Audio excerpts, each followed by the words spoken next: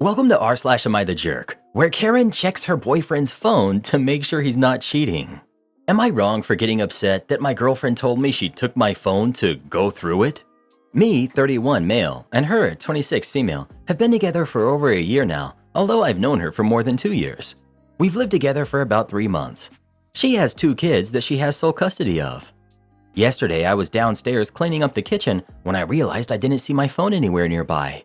I knew that I had a YouTube video playing in the background, but suddenly it had disappeared. I looked all over and I couldn't find it. I called it with my work phone and I couldn't hear it anywhere close by. I went upstairs and asked my girlfriend if she had seen my phone. She was on a phone call and told me no. I went back downstairs and I called it again, and that's when she said that it's upstairs. When I went up and asked her why she had it, she gave it back to me and said, "I wanted to go through it," and turned around and went back to her call. She's told me before that she wants to go through it while I'm sleeping, which I think is a violation of privacy, trust, and is disrespectful. I have nothing to hide, but it's still wrong to not trust the person that you sleep next to, especially since I've never given her a reason to be suspicious of me. I took my phone and went downstairs. After a few minutes, I went upstairs and I told her it's disrespectful to feel the need to go through it when I haven't given her a reason to not trust me.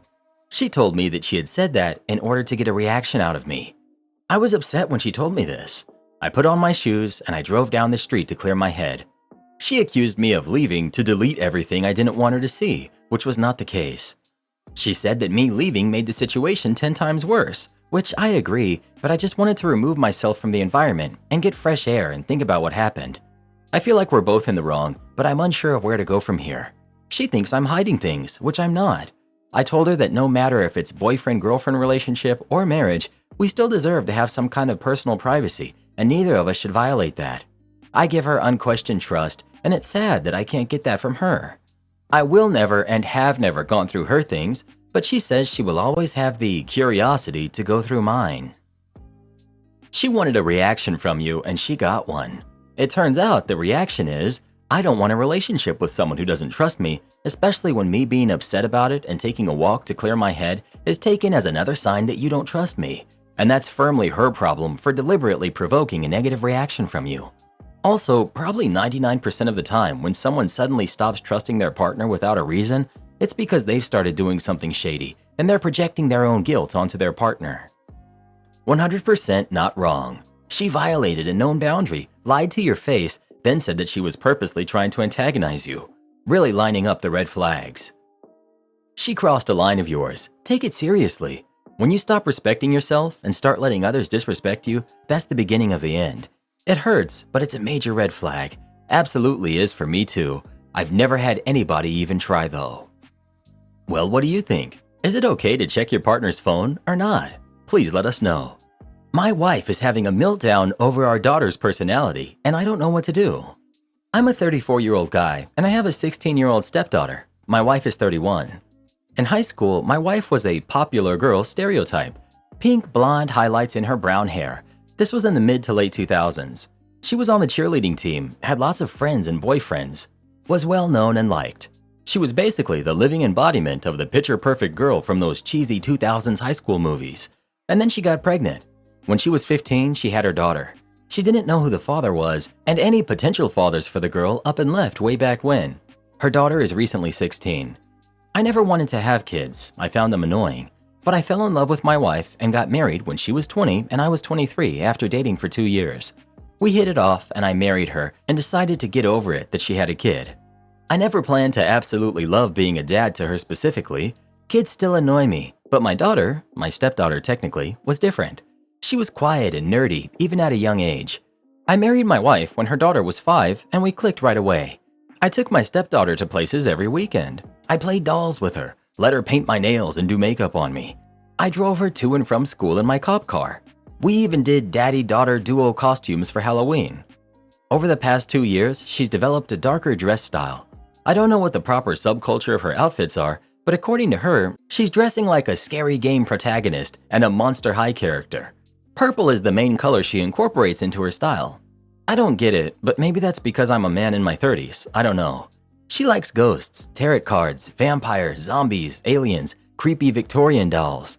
I don't get it, but also I don't care, because if it makes her happy, so what? She's also an introvert and prefers to play games on her computer or read fantasy novels rather than hang out with other teens her age. She has friends, so I'm not too worried about her being completely withdrawn. I'm just glad I don't have to drive her around since she only has a learner's permit currently. My wife hates this. My wife always wanted a girly girl, pinks and pastels and flowers and all of that. She wants our daughter to get a boyfriend, be more social, be a cheerleader like she was, which in itself is valid. I get it. I'm sure most parents have preferences for what they want their kid to turn out like, and some disappointment when they stray from that fantasy is valid. My wife will constantly take and hide my daughter's darker room decor. She constantly gets pastel dresses for our daughter, tells her to wipe off her dark eye makeup, tries to set her up on dates with jock types from my daughter's school, and convince her to sign up for both school and summer activities like cheerleading or volleyball. I could have put up with all of that. I really could have. But a few weeks ago, I woke up to my wife finally hitting her breaking point. I woke up in the middle of the night to my wife screaming and having what I can confidently describe as a borderline meltdown. She was crying and saying all she ever wanted was a normal daughter who likes pink and is a cheerleader and has a boyfriend and will give her grandkids. I had to drag her out of the hallway after 30 minutes of this. I kept thinking it would stop, but it kept going on and on. My daughter was just staring at this whole thing from the doorway of her room. What caused this meltdown from my wife? My daughter dyed purple over the blonde streaks and highlights my wife had made her get in her hair, which wasn't even breaking a house rule, as my wife and I have both told her she can do whatever she wants with her hair as long as she doesn't stain too many towels. It's been weeks, and my daughter won't talk to her mom. My wife is still up to her antics, but now it's on overdrive. Every day she brings home some type of trendy clothing in pink and tries to give it to my daughter. My daughter is getting fed up and stays in her room all day and has confessed to me that she can't wait for school to start back up in a few weeks so she can get out of the house and be with her friends again. I don't know what to do. I feel like I'm stuck between a rock and a hard place. I don't want to side with anyone in this situation. I understand my wife wants a daughter who she can relate to, and my daughter wants a mom who understands her. I don't know what I can or should do. I need help and I need advice. You need to get a professional involved. You and your wife together, or just you if she refuses. She's doing real harm here, and you've let it go on for too long. Your wife doesn't get to decide who her daughter should be, and your wife sounds really disturbed. Am I the jerk for asking my husband to block his female friend who warned him not to marry me? I, 26 female, want my husband, who's 27, to immediately block one of his friends, Kyla, who's also 27. He thinks I'm overreacting and wants opinions from some cool-headed people on if I'm just acting crazy or if this is something that would cross the line for you too. My husband has a group of 8 friends that he's close with since his college days. Kyla is one of his friends. When my husband and I started dating, he introduced me to all of them, and everyone was very friendly. I used to hang out with them frequently. I'm an introvert, and so is my husband. I would always ask him to spend time alone, as being in social settings just saps all my energy away. His friends, and especially Kyla, always made it a point to tell me that he hangs out with them less after he started dating me. Kyla also has this weird energy around her. If I was with my husband, she would be the most friendliest with me. However, as soon as he walked away, she acted like I didn't exist. My husband hates to be touched by others. We're both ND. But Kyla would always tease him by trying to hug him, mess with his hair, etc. I never felt she was flirting with him, but just teasing him to make him annoyed. Overall, she just feels like a person who has a severe social boundary issue. We got married 2 years ago, and things have been great between us. Last week, we had our second marriage anniversary and invited a bunch of people. His friends stayed back after all the guests left, and we were all drinking and chatting. One of his friends, Jen, became a bit tipsy and started complimenting me on how beautiful our house is, how I care for my husband, and how he has changed for the better since we got married. Everyone was laughing at my husband at how much of a slob he was when he was single. Jen then pointed at Kyla and said, "You better pay up, 'cause you made a bet that their marriage wouldn't even last 2 years. Everyone became silent and started changing the topic. I also did not want to spoil the mood, and I let it go, but it stuck in my head. After everyone left, I asked my husband what Jen was talking about. He also had noticed Jen saying that and was ready with a full explanation. He told me the story of what happened when we got engaged. When he proposed to me, he had not told his friends that he was going to do that. We went on a trip to Puerto Rico, and he surprised me there. We put our engagement pictures on Instagram while we were on the trip, and it was a big surprise to everyone as we were only dating for 1 year. When he came back and met all of his friends, everyone congratulated him. However, Kyla started ranting about how he was a fool to propose so quickly, and she felt that I was not the right girl for him. Seems like she said some unkind things about me, implying I was a gold digger. My husband's family is wealthy, but so is mine. She had said that she bet we would break up within 2 years if we got married. That's why Jen was taunting her about how happy my husband was with me. I was very furious at this point, as I feel this is something he should have told me. I also told him to tell me truthfully if he had ever dated Kyla or had any history with her, as he's always told me that he had never dated anyone from his friend group. He said that he has of course not dated or hooked up with Kyla. However, Kyla had asked him out a few times when they were in college, and he always politely declined. I asked why he said no to her, and he said that he just does not have any romantic feelings for her. I can see that because my husband does have a type based on me and the other people he's dated in the past, and Kyla is the opposite of that. I'm just mad at her for saying bad things about me, especially after knowing that we were already engaged and betting against my marriage. I told my husband that he needs to minimize contact with Kyla and she's not invited to parties at our house anymore. He feels I'm being too harsh for something she said almost 3 years ago. He also pointed out that she's been very supportive to both of us and also helped a lot during our wedding arrangements. He feels she's just blunt and forthright when she speaks, but does not mean those things. He told me to take some time and calm down, and we would revisit this topic in a week. He's worried we will completely change the dynamics within his friend group. Am I the jerk for wanting him to block her and stop inviting her to our house? Do you think I'm overreacting? I think betting against our marriage and bad-mouthing me behind my back seems like a huge betrayal. I'm also mad at my husband that he kept this fact from me and also never told me that Kyla asked him out during college. Am I just being crazy and reactive? How would you react in this situation? I don't want to distance my husband from his friends, but I also don't want to see that jerk Kyla's face again. Info. How has Kyla acted since the wedding? Has her behavior changed? You describe a bad behavior in the past, so one might believe she's not doing those things anymore. Does she still exhibit boundary issues with your husband? OP. Yes, her behavior with my husband has not changed at all after marriage. However, she is the same with all of their other friends too. With me, she's fake nice, where she acts like we are best friends in front of my husband and barely talks to me when he's not around. What did he think when you told him that she's totally different when he leaves? OP. He just said, she doesn't know you that well, just ignore her. She has never said anything negative to my face. However, as a girl, you just know when someone doesn't like you. It's hard to explain to him that it's your feeling and not based on anything she specifically said or done. Update 6 months later. Kyla has pulled some really pathetic crap to stir up issues between my husband and I. After I wrote the post, my husband was trying to convince me that Kyla was just joking and that she had made those comments a long time ago. Kyla messaged me the next day apologizing to me for her comments and also not making more efforts to connect with me. I accepted her apology and started warming up to her. She started inviting me for brunches and girls' nights out with them, and I felt included in their friend group. One day during lunch, I brought up why Kyla really thought our marriage wouldn't work out. Kyla told me that my husband broke up with his long-term ex-girlfriend Joanna 2 months before he started dating me.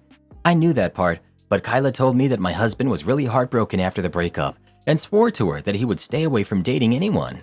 When he met me, my mom set us up on a blind date, she was surprised how quickly we hit it off. Kyla thought that I was his rebound relationship, but when he proposed to me within a year, she was worried that he was making a very rash decision. My husband's family is rich, and she thought it was unwise for him to marry so quickly without knowing me well. She did not know enough about me and that my family is also very well off. That's why she was concerned that I was taking advantage of his state. She apologized to me and said that it was wrong for her to assume that over the years, and that she's seen how happy we are together. I appreciated her honesty, and Kyla and I became good friends since then and started hanging out more frequently. About 2 months ago, my husband went for a conference to Seattle for 3 nights. After he came back, I got a "Hey girlie" message on Instagram from Joanna, his ex. She told me that my husband contacted her a few months ago and they met in Seattle during the conference, and she could give me more proof if I wanted. I went through my husband's Instagram, but he seems to have blocked her. I made a mistake of mentioning it to Kyla, as she was the only person honest to me about Joanna, and she went in detective mode to help me. She was still friends with Joanna on Instagram as they all went to college together and opened her profile. The message sent to me was from a different profile with no followers. We checked her photos and we saw that she attended the same conference as my husband did in Seattle. Kyla suggested I should ask Joanna for more proof and also ask my husband about it before assuming the worst. I asked my husband if he met Joanna and he said yes. He told me he just met her in the expo hall and chatted with her for a few minutes. I asked him why he didn't mention it to me, and he told me it was just a quick conversation and he didn't think too much of it. He asked me how I knew, and I told him that Kyla mentioned that she saw her pictures at the conference, and I thought he might have seen her there. I messaged Joanna again to share more proof. She told me that they had been chatting for the past 2 months and planned to attend the conference together. She shared a log of their messages where my husband was actively flirting with her. The screenshots did look legit, but I did not see any of those messages in my husband's Instagram profile. I talked to Kyla about it as I didn't know what to believe. I messaged Joanna to tell us what had happened between them, and she told me that he invited her to the room at nights and they hooked up. But she doesn't have any photos as he insisted they don't take any pictures together. I immediately realized it was fake and I messaged Joanna to buzz off. She kept on insisting that they were telling the truth, and she spent the nights with my husband in his room on all 3 nights. I told her that my husband and I were playing video games, Sea of Thieves, for almost 2 to 3 hours each night after his dinner, as this is what we do to catch up when he's away. Unless Joanna was sitting behind him watching us play until he fell asleep, she was full of crap. I also told my husband about this whole incident, and he told me I should have come to him sooner. He told me that he has gone no contact with Joanna ever since they broke up, and he just ran into her at the conference. He told me I could check his phone and everything to verify that he's blocked her everywhere. I told him I don't need to do that, and Joanna might have run into him and just decided to mess his life up by making up things. When all the friends met that weekend, my husband and I told everyone about how Joanna sent messages to me and faked everything. Kyla was also telling what happened as she had told her about it. Kyla accidentally let it slip out that we're lucky we're nerds and played video games at night before going to sleep, or else props to Joanna for making up a convincing story. I never told Kyla anything about the video game stuff. I just told her Joanna's full of crap and I blocked her. It took me until I got home to connect the dots. I told my husband about it and he confronted Kyla. She denied it and told him that I had told her about the video game stuff on a phone call, but I don't remember doing that. We have since decided to keep our distance from Kyla. Kyla has called me multiple times to meet up, but I just make up reasons that I'm busy. I don't know why she did it, but at this point, I'm not interested in it, and we've decided to just see her on social occasions and avoid hanging out with her as much as possible. I feel stupid that she played me for a fool, and I should have not gone to her when Joanna started messaging me. In hindsight, it seems suspicious that Kyla started telling me about Joanna, and at the same time, Joanna claimed to have an affair with my husband. I don't know what her intentions are, but I'm mad enough that I will avoid her as much as possible. I wish I had some real proof that she was the one messaging me so I could expose her. I also feel bad for suspecting my husband, but I'm glad that my husband and I are on the same page now. Does your husband also believe that Kyla made up a fake Instagram account pretending to be Joanna? Because that's pretty psycho behavior. OP: yes, he believes me because I told him that I never told Kyla why I thought the account was fake. It's possible she guessed it if I ever mentioned to her that we play video games at night, but seems suspicious she would guess that was exactly the reason why I realized the account was fake.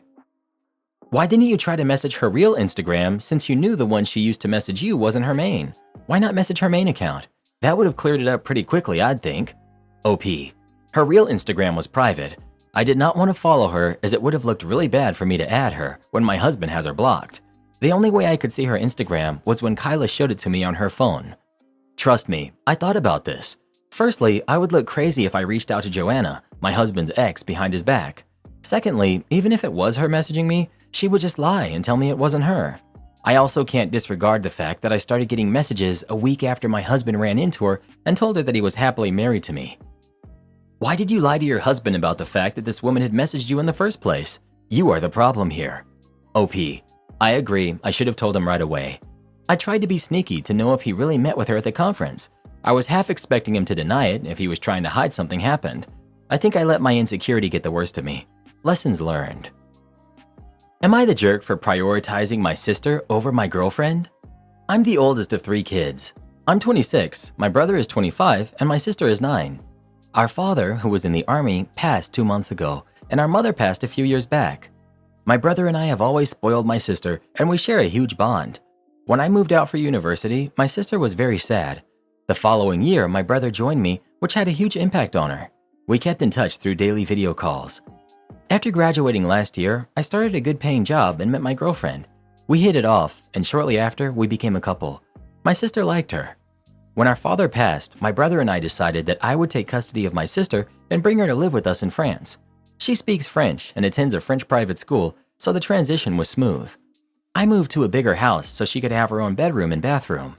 My girlfriend said she supported me, but yesterday she asked me to move my sister to live with my brother. She didn't want to act like a mother figure, which I understand. I just wanted them to have a healthy, caring relationship since they're both important in my life. I always make sure my sister is taken care of and comes to me for anything.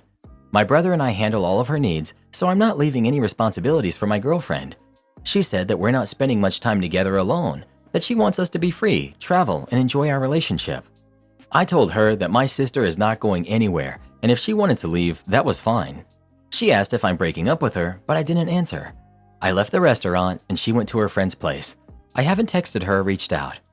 Today I woke up to a lot of messages from her friends and her sister calling me a horrible person, that I should prioritize my girlfriend.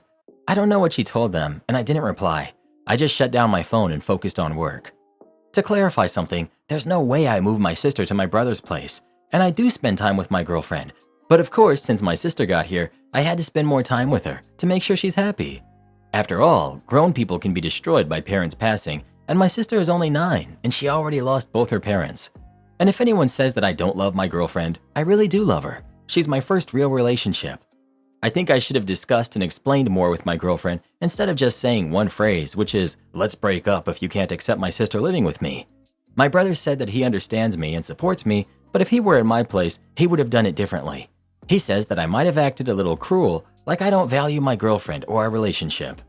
Am I the jerk for handling the situation the way I did? Not the jerk. Your girlfriend has the right to not want to be a mother-like figure. At that age, I don't know if I would have been ready for that level of responsibility, and anyone can understand wanting time with a partner that doesn't involve having the kid around. You, rightly so, have the right to tell her that you're prioritizing your little sister and you're fine with her leaving if the sister's presence is a deal breaker. I'm glad your sister has you. She's already gone through enough in her life, and I'm glad she can count on you for consistency. Beyond this, your relationship has huge red flags. She has her friends and sister injecting themselves into your relationship challenges. I could never respect a partner who would try to get their family and friends to gang up on me, especially about something so deeply personal like the care of the kid that you have custody of. OP. Of course, she has the right to choose not to be a mother figure, and I never expected her to be. My brother and I are taking care of everything. I just expect my girlfriend to have some type of friendly, sisterly relationship with my sister. After all, us being a couple means that she will be around my sister, maybe having some time alone with her when I'm busy or something. Not the jerk. Your sister, for now at least, comes first. That your girlfriend knows the full story and doesn't realize that is surprising. I think you were right. Your girlfriend may be your first love, but she's thinking of herself and not of you and your sister. At age 9, your sister not only comes first in priority, your sister needs to know her place in your home is secure. OP. Her place in my home, in my life, is secure forever. People assume that I took custody of her because there's no other option. That's not true. I did it because it's the right thing to do, because I want to. My father has 11 siblings. My mother has 7. We're Lebanese. It's normal to have such huge family in Lebanon. All are married and have kids. Many of them wanted to take my sister in, but my brother and I refused. I never regret my choice, and I'm happy that I did. Not the jerk for prioritizing your sister, but you are the jerk for being so dismissive of your girlfriend who you claim to love. She didn't enter into a relationship with you thinking you'd be the custodian of a kid, so of course she's having trouble with the idea of you having a kid, and there will be no privacy or travel between you. Update. For those who were concerned about my sister's life and future, I want to say that a few days ago we had a video call. It was me, my brother, our grandparents, some uncles and aunts, and my father's lawyer. We discussed my father's inheritance. Since my brother and I have good university degrees and careers, we decided to divide everything left to us from our parents 50, 25, 25 in my sister's favor. Her part will be saved in a bank account until she becomes an adult. Additionally, my family is contributing significantly to my sister's account, so thankfully my sister's financial future is secured. Regarding my girlfriend, we met today after work. She started apologizing on behalf of her friends and sister. She swore that she didn't push them on me. She was emotional and venting to them, and they took it upon themselves to harass me. She actually likes my sister and feels sorry that she had to deal with all of this loss at such a young age. She thought since I have a big family, I might accept giving them my sister's custody. She's not ready for that responsibility. This time, I listened to her until she finished, acknowledged her worries and demands, but said simply that I don't agree. I told her that my sister is staying and will require the majority of my time until she gets used to her new life. That's why it will be unfair for me to stay in a relationship without being able to invest time and effort into it. We broke up in a respectful way, wishing each other the best. My life has changed drastically. I now have many responsibilities, parenting, disciplining, school. I need to get used to my new single parent life. Until then, I'm not going to enter a new relationship for the sake of myself, my sister, and my future partner. Am I the jerk for refusing to sell my car to my socially shy niece? My sister asked if I would be willing to sell it to my niece. She's going to college in a few months and she needs a car. My niece, I'm going to call her Luna, has always been a socially shy person. I haven't seen her much. I just moved back to my home state. I told them I can bring it by to look at it. I get to their home and my sister and Luna were waiting. I start to show them the car and I give them the basic information. I ask who will be buying it and my sister answers. She tells me that Luna is buying it and it will be in her name. So I started speaking to her, or at least trying to. But every question I asked her, her mom would answer. For example, I asked her how much she had saved up. Her mom answered. I asked how soon she would need the car. Her mom answered. I've heard like 5 words the whole time I've been here, and it was when she was talking to her mom. I asked her if she's interested in the car, and her mom answered. I told my sister I asked Luna, and I wait for Luna to respond. I repeat the question, and she doesn't give an answer and just looks at her mom. I inform both of them I'm not willing to sell my car if the person buying it can't communicate with me. So I ask again what she thinks of the car. She turns around and walks inside. I inform my sister I will not be selling Luna the car. We get into an argument that I shouldn't have put her on the spot, and I know she's shy. I point out that if her daughter can't communicate, she won't be doing very well in college. I told her I'll be willing to sell it to her if Luna contacts me. My sister called me a jerk. Update. I received a call from her dad, my brother-in-law. I don't know what's going on in that family, but he made it very clear to not sell the car to anyone. I wasn't going to anyways. In short, Luna cannot afford it and they're in debt. I don't know the specifics of what's happening, so I'm going to stay out of that. I will be selling my car to the dealership. Edit. To everyone asking why, I need to know if she actually wants the car and not just buying it because my sister wants her to. I don't know her opinion at all. For all I know, she doesn't even want the car. Also, I just bought myself a new car. This leaves me with an extra car, which I was going to sell back to the dealership. It's a Toyota Corolla 2018, which is in good condition. Info. What's the actual motivation here? Are you trying to force her to not be shy? Are you worried the mom is making the decision for her? You said in a comment that you can't sell a car to someone who won't talk to you. I'm going to be blunt here. This seems like a nonsense reason. My vote, you're a jerk. And to all the weirdos replying, you're jerks too. You're the jerk.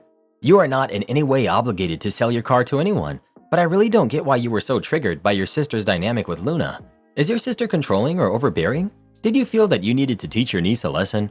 It's not unheard of for parents to buy cars for their kids, and it doesn't seem that either of them was disrespectful to you. So it really is hard for me to understand what you were trying to achieve with such an adversarial interaction. If the niece is the one buying the car, the communication, of course, needs to go through her. You're about to enter a legal transaction. Nobody can make an informed choice like that for her. If her situation regarding her social skills is that bad, the mom should have warned you and explained before you went over there. Not the jerk. I don't get what's with all these you're the jerk votes because you're about to enter a legal contract with someone who refuses to even do basic communication with you. That has the potential to backfire on you badly, financially or otherwise. I'd never sell anything to someone who can't communicate their basic desires and thoughts to me. It's too much of a hazard, as I can't be sure it'll be legally valid. It sucks for your niece if she's really that socially anxious, but you're right in protecting yourself from this potentially coming back to haunt you. Not to mention, if it's that bad, she's not college ready and won't need a car as she'll wash out of that place in weeks. Not the jerk. Lots of crazies in the comments. It's honestly shocking. Humanity is doomed. I guess in 100 years, all humans will just be meek, shy shells who can't communicate for themselves. My mom works for the government and sees it a lot in her interns. She needs to literally teach them like a parent to learn how to call people and how to hold a conversation. In a job where calling and being able to talk to every kind of citizen is necessary. Also in meetings, they won't speak up or they want to email everything when it could be a call. Am I the jerk for telling my friends they aren't ready for a baby? I, 26 female, recently learned that one of my best friends, who's also 26, and her husband, who's 29, are expecting a baby. I feel like a jerk since I didn't react with joy like everyone else, but I honestly can't support their decision. They've only been married for a couple of years, so there was plenty of time for them to settle down and have kids, in my opinion, but my friend has always had baby fever. I'm mainly concerned about their ability to be parents. They both work full-time, and when they get home, they complain that they are too tired to take care of stuff around the house, cooking, cleaning, etc. They go out to eat every night because my friend doesn't know how to cook, and her husband just doesn't want to. Their house is always messy between dishes, laundry, and general filth. They also have poor money management skills, always shopping for stuff they just see and want, but don't need, rather than buying stuff like groceries to actually cook meals. They've struggled to pay rent a few times because of this. In addition, their house is incredibly small, overflowing with stuff, and not a safe environment for a baby. It's very old and has a lot of issues. Realistically, how do you expect to take care of a baby with habits like that, and in a space that isn't suited for them? When I expressed these concerns to my friends, they essentially told me that I shouldn't worry about it because nobody is ever prepared to have a baby, and that I should just be happy for them. I get that you're never really prepared, but you can have a game plan, right? Start saving and making sure you have the stuff and space required. How nonchalant they were about my concerns made me even more anxious. You'd think I was the one having the baby. Yesterday, the topic came up again, and my friend asked me if I had changed my mind about it, and when I told her no, she was grated. I also learned they're now trying to rush a move to get a bigger and better house, even though she's halfway through her second trimester. She's starting to get defensive, saying that just because I don't really want kids of my own, that I was trying to bring her down, and that I should just support her pregnancy, rather than being concerned about future problems. I told her that she and her husband were too caught up in elation to see the reality that being a parent isn't just about cute baby clothes and being a friend to your kid. I did get snippy, which I shouldn't have done, but it felt like she was just brushing away what I consider valid concerns. I did eventually apologize, saying, "I'm sorry you feel that way, but I don't think I'm unjustified here," which didn't go well because it wasn't a real apology. Not one she wanted to hear, at least. I just can't bring myself to believe they are responsible or mature enough to have a baby, and that makes me feel like a bad friend. So, am I the jerk for telling them they're not ready to have a baby and should have waited until they get their lives together? Edit. Since a lot of people are saying the same thing, I have expressed these concerns before, many times, prior to my friend actually becoming pregnant. It wasn't unsolicited. She would ask my opinion, and I would tell her these things each time. Update. I was a jerk. I overstepped my boundaries and hurt people I care about. No excuses. I consider myself very fortunate that my friend answered my text message and agreed to see me. She's allowed me to go over to her house tomorrow so that I may properly apologize to her and her husband. I do not expect them to forgive and forget, but I would like to tell them I'm sorry. You're the jerk, because at this point it's too late and you need to be supportive of your friends. Like, your comments are so completely unhelpful, I don't see how you're wondering if you're the jerk. And just to be clear, you're not the jerk for thinking they're not ready to have kids, you're the jerk for saying it out loud. You're the jerk. You're not the reproductive police, and they're having this baby whether you like it or not. I hope you don't expect to remain friends with these people once their baby arrives, because they'll always remember how you didn't want them to have their baby. Not the jerk. Too many people do this. Raising a kid isn't easy, even with all the help and money you do have. Source, me. I'm a stay-at-home mom, and my husband makes incredible money. It's still not easy. It's still a ton of work and a lot of money. Well, who do you think is the jerk? OP or her friend? Please let us know. I hope OP's ready to start babysitting for them and lending them money. Karen demands my Wi-Fi password, so I made her do chores for it. My husband's family visited us this past weekend. His parents and two sisters, Erin, who's 23, and Jess, who's 21, drove up on Friday so that we could all hang out before Erin and Jess go back to school. We didn't have any major plans. We just wanted to hang out with each other. However, we ended up having drama with my husband's younger sister, and I'm still kind of annoyed. Here's how the weekend went. Everyone arrived Friday afternoon. Jess immediately told us that she won't be joining us for dinner because one of her friends in the area, she went to high school nearby, invited her over. The rest of us ate at home. Jess came back pretty late. On Saturday, mother-in-law treated me, Jess, and Erin to manicures in the morning, and then Jess told us that another friend invited her to brunch. Jess comes back from brunch around 2, takes a nap until 4, then tells us she's going to a concert with some friends. She left before dinner, didn't get back until late. Sunday is when the drama happened. Jess slept kind of late, until around 10, ate breakfast, and then pulled out her laptop. Jess asks my husband for the Wi-Fi password. Husband wants to know what it's for. Jess tells him she has an assignment due tomorrow she needs to work on. Husband asks why she didn't work on it earlier in the weekend. Jess ignores the question and says that she needs the Wi-Fi password. Husband says he'll give it to her after she helps their mom clean up. Mother-in-law always puts sheets and towels in the laundry, vacuums, and helps with dishes before she leaves. She's pretty much the ideal house guest. Jess gets mad and asks me for the password. This is why I think I might have been the jerk. I said, "Sorry, I can't hear you over the sound of the vacuum." Jess grabs the car keys and tells us she's going to Starbucks so she can actually get some work done. She also said she was going to fail her assignment because of us. Now everyone's stressed out since they were trying to leave before 12, and now someone has to persuade Jess to come back and pack her stuff. They ended up leaving a lot later than planned, and Jess didn't say goodbye to either of us. I've always gotten along with Jess, but I know she can be pretty demanding. On the other hand, I think if this assignment was so pressing, she should have worked on it instead of hanging out with her friends all weekend. So, am I the jerk for not just giving her the password? ETA. I mentioned in a comment, but Jess started yelling at my husband after he asked her why she didn't start the assignment earlier. Then she asked Aaron for the password, but Aaron just ignored her. Then she asked me. Some of y'all seem to be stuck on the chores we make our guests do. Mother-in-law always washes the sheets, then asks the others to put their sheets and towels in the wash. While we're doing that, mother-in-law will vacuum or put clean sheets on the bed. Mother-in-law asked Jess to put her stuff in the wash. Jess snapped, "You do it, I'm busy," while eating breakfast. ETA 2.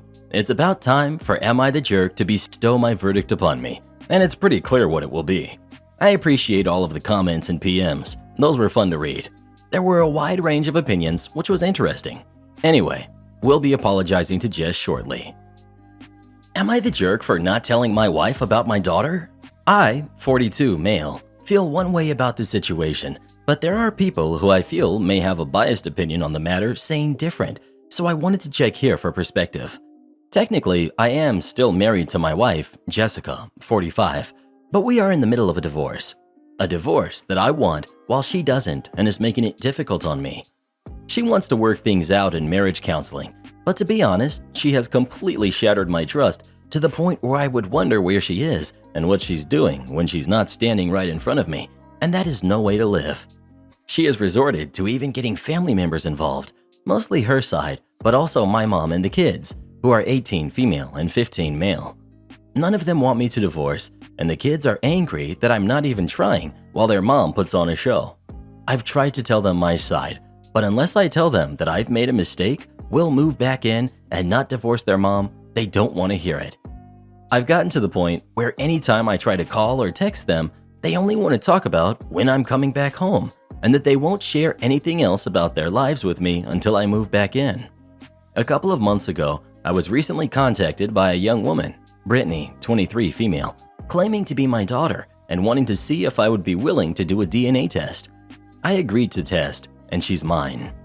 Obviously, I apologized for not being in Brittany's life, and we've slowly been trying to get to know one another. I told my dad, and he's delighted to have another grandchild, but it was agonizing about how to break the news to my other kids given how tense everything is, and thought the best way to handle this was to tell them in person. I asked the kids if they would meet with me, and they brought their mother, something I specifically requested they not do, and you can guess how well that went. I got up and walked away, and the kids threatened that if I didn't come back and sit down, then they'd never speak to me again. I told them that I'd text them something really important in an hour and kept walking. True to my word, I tried, but discovered that they had blocked me. I was a mess, and the only thing that cheered me up a little was Brittany surprising me with a visit. We went walking around the city, and I guess a friend of Jessica's or the kids saw and sent them a picture.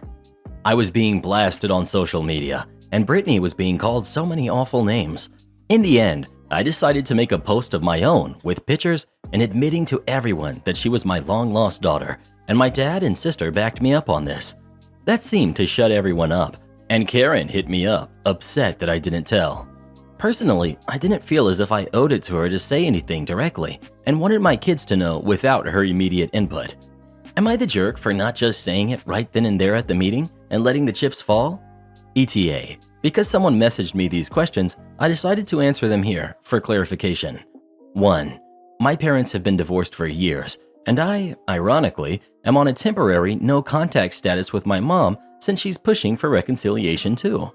She didn't tell Karen or the kids because she didn't know either, and my sister has a different mom and doesn't really speak to mine outside of family gatherings. 2. Brittany was born before I had ever met Jessica, so no, I was always faithful to her. 3. Brittany is biracial. Her mother is African American, so we don't look alike, even though my dad swears up and down she's the spitting image of his grandmother. And from a distance, someone might think I could be an older guy with a much younger girlfriend. ETA 2. Hey everyone, had to step away and come back. I kept seeing a common theme of people wanting to know the details of how Jessica broke my trust. I wasn't going to say because I don't see how it was relevant. I wasn't responding well to the, if he won't say, then he's hiding something that he did wrong. If you're innocent, you'll spill the beans. But after other people gave some heartfelt comments, well-meaning advice, and how not telling my kids the truth will also negatively affect Brittany instead of coming off of people who are just being nosy. That, and coupled with the fact that some people have already guessed what it is, I've decided to at least say it here. Early in our relationship, my wife cheated on me, and I know at the very least my second daughter isn't my biological kid, but she is related to me, meaning my soon-to-be ex had hooked up with a male relative of mine. How do I know? She got into a fight with a former friend who decided to be vindictive and tell me about how she had secretly been skimming money from one of our joint accounts and putting it back in later. She was giving the money to my cousin, Luke, to keep him quiet about the fact that they had gotten together. She tried to gaslight and minimize the situation, and I was almost falling for it until I asked her when this initially happened.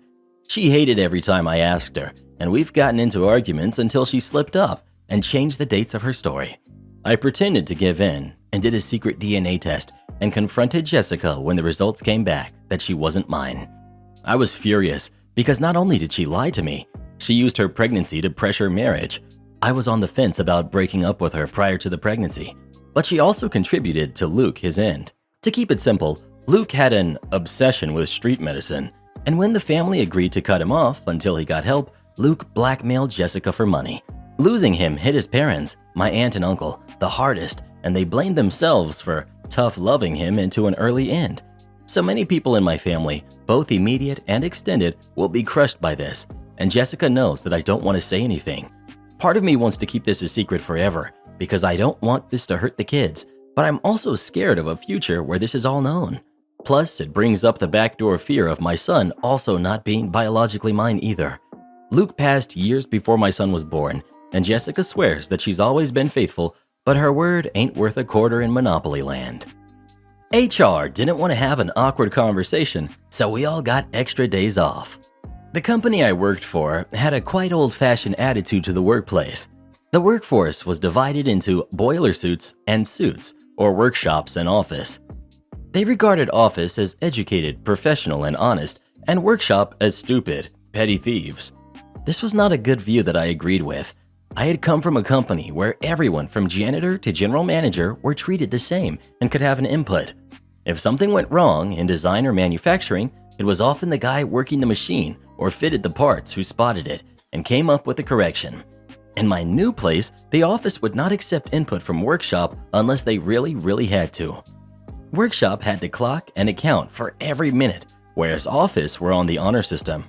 We were trusted to input our own hours, and we usually just entered our 8 hours per day despite usually working more, sometimes a lot more, because we were professional in our work ethic. In my old place, everyone clocked. It was no big deal, but suggesting that it happened here was like suggesting that office workers were untrustworthy. Then there was Bob.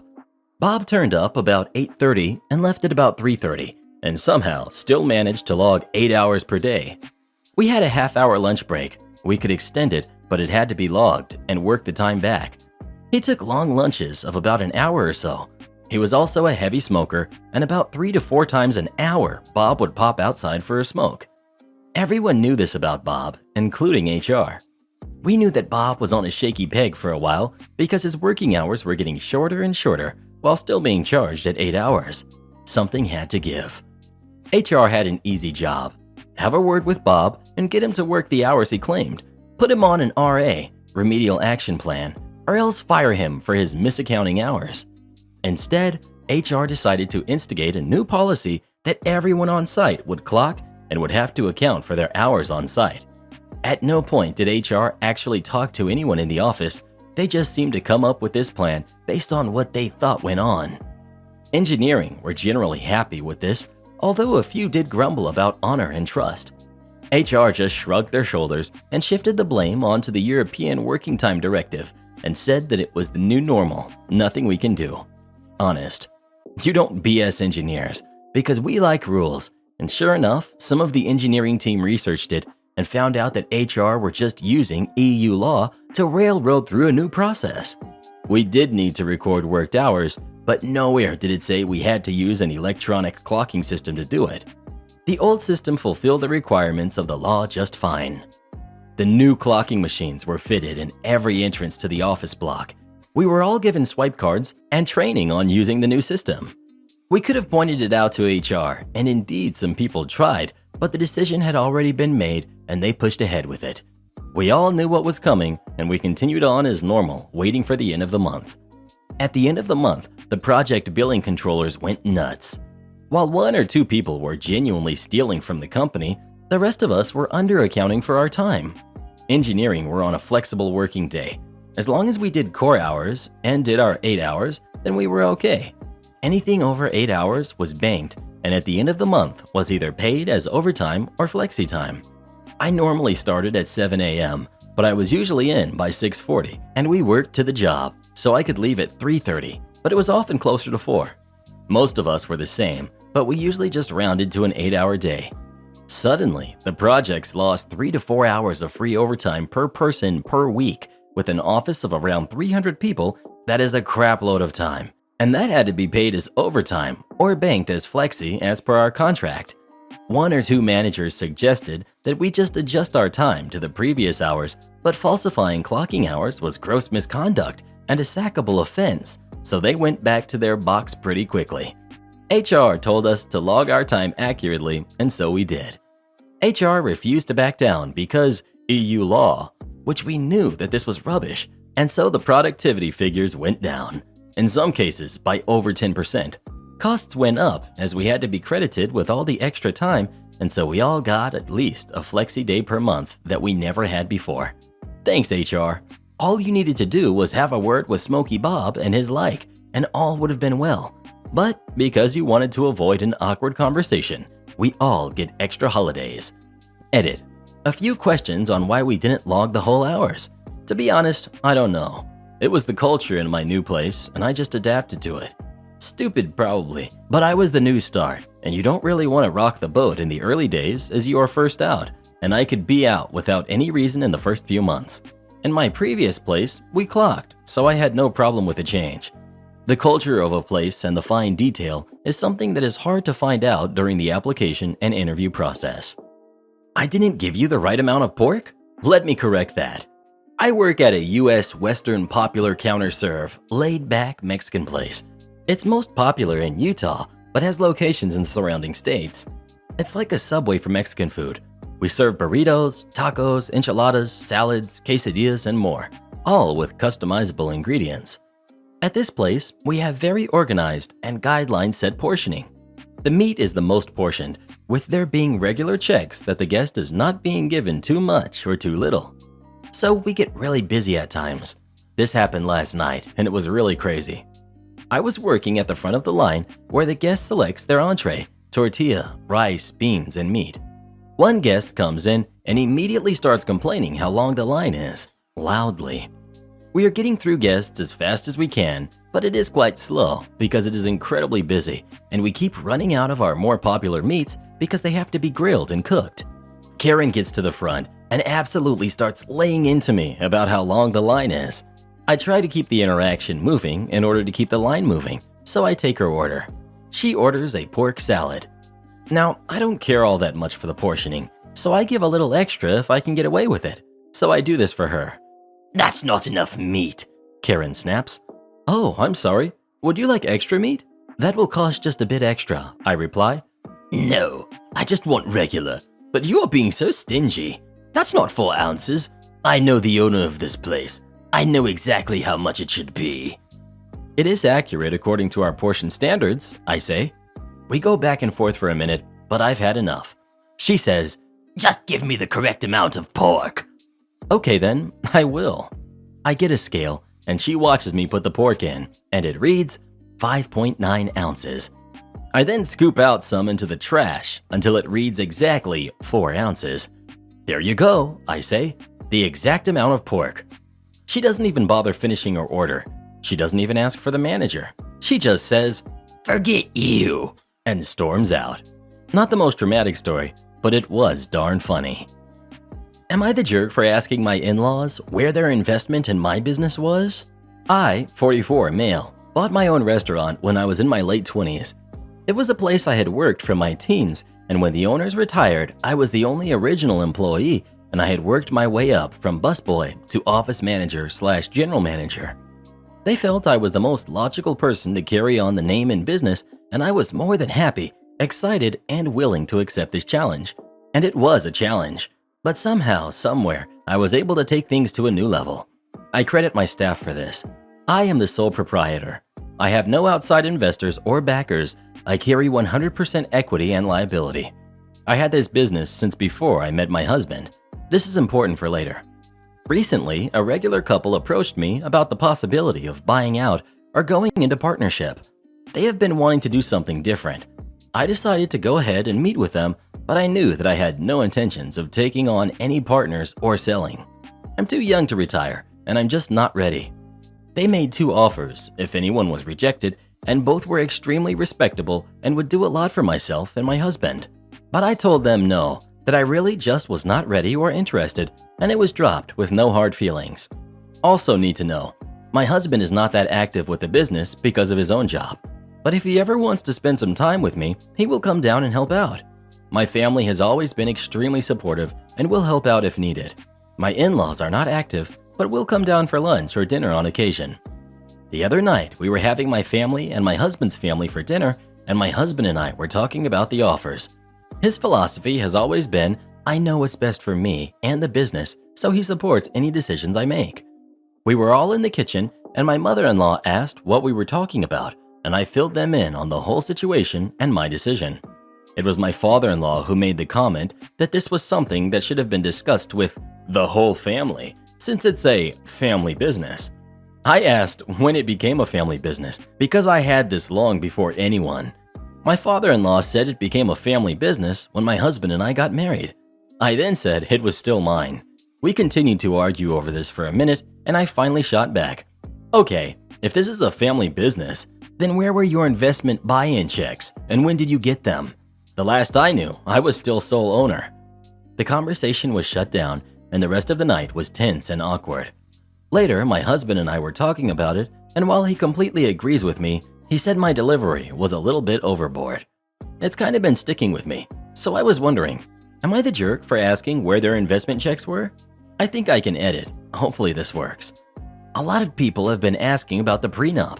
Yes, I do have a prenuptial agreement. My mom and dad both strongly and aggressively suggested that I get one, and I had already been thinking about it and was going to talk to a lawyer anyway. The prenup basically covers me for everything I started with. I had my house before we met, as well as the business, so in the prenup it was stated that he is not able to touch any of my assets that I had prior to marriage, and the business and house are considered mine. I also just bought a brand new car and I financed it, and titled it solely in my name and paid for it. We keep our finances completely separate, and I carry the brunt of it since he moved in with me. So if anything were to happen, he can't even touch my car. I am very well protected. Edit 2. Thank you everyone for all of your feedback. I thought I would share a little more with you. My husband is an over-the-road truck driver. He has gone anywhere from 2 to 3 weeks at a time. That is one of the reasons why his involvement with my business is so limited. I spoke to him for a few minutes today, and he said that his dad called him and started in on the whole thing again. My husband is really very even-tempered and hardly loses his temper, but today he ripped into his dad and tore him to pieces over this whole thing. He reminded him of the prenup and of all the reasons why this is not a family business and why it will never be a family business and why he or anyone else will never have any say in how the business is run or how it goes. This should hopefully shut down all of this nonsense. A few of you mentioned my blood, sweat, and tears. You better believe all of that. I have shed blood many times, and so have many of my staff. Sweat? Yes, that as well. The kitchen feels like you are walking across the sun sometimes, and if we have a full house and the air can't keep up, yes, we sweat in the dining room as well. And tears. I cried a lot last year at the thought of potentially losing everything because of lockdown, and it was possible. Thankfully, we are still here and going strong. This is the first time ever that I've had an issue with my in-laws. This is a first that they have actually shown any interest in my business, and I'm sure, like several of you have mentioned, that they thought they would get something out of it. However, they are all wrong. So, thank you for all of your kind words. My final edit. I regret absolutely nothing. Yes, it has been a challenge doing all of this on my own, but I won't trade it for anything. My favorite part of a night is that moment where I step from the kitchen to the dining room to check on things, and I can hear all of the conversations. The occasional, "Oh my god, this is so good." The sound of silverware clanking on dinnerware. The eyeball pop and smile of a server getting a nice tip. I'd love jumping from kitchen to dining room to help clear some tables or sit and visit for a few minutes with some customers, new or old. I love going back to the kitchen and jumping back into character and listening to all of the commotion and yelling, trying to get orders straight and ready to go out. This is my passion, this is my life, and this is my love. Demand a remark to the letter? Okay. I've got a couple of jobs because I just love working 16-hour days. Seriously, I've had an awesome career spanning really diverse jobs, but one thing I love is sharing my knowledge with the next generation. Because of that, I took a job as a part-time university lecturer in IT. I have quite a fair approach to marking assignments, and one of the modules I teach uses continuous assessment for the overall marks. When I mark this work, I apply a degree of latitude. If the answer is wrong, but there's evidence of understanding, then I give partial credit and give a full explanation of why the marks are what they are. It's an approach known as being a generous reader. As many lecturers will tell you, we now have some students with a chip of entitlement on their shoulders. The comment we often hear is, "I'm paying good money for this degree. I expect better marks." Basically, you want better marks? Put the work in like I had to. Anyhow, I had one of these in my class last semester. This one was a real know-it-all and was known to be quite lazy. They submitted the final assignment, and this included a suite of programs. When I looked at the designs and the code, it didn't quite meet the specifications I asked for. My marking reflected this. I gave credit for the good work and explained why the program was off specification. The problem was they needed to present a specific REST API, and I have a test harness that runs through all aspects of their code. My tests all return errors, so I went through and fed back what was wrong. I sent the marked work back and got a very snarky email with the head of faculty copied in, demanding I remark the work. Apparently, they felt that I should have given full marks because if you use the additional code in the student's Git repo, then all of the tests worked, and I was being too prescriptive in my marking. There was also a comment that the student knew there was a marking guide, and I should apply that to the letter rather than interpreting it the way I felt I could. Fine, I was more than happy to go back and apply a stricter marking approach. The head of faculty called me and we discussed my approach, and she said that yes, apply the template to the last letter. That is exactly what I did. What had been a reasonable passing mark with some advice on how you can do better turned into a clear fail. It was then verified as a clear fail by the head of faculty and sent back to the student along with the notification they failed the module and needed to resit.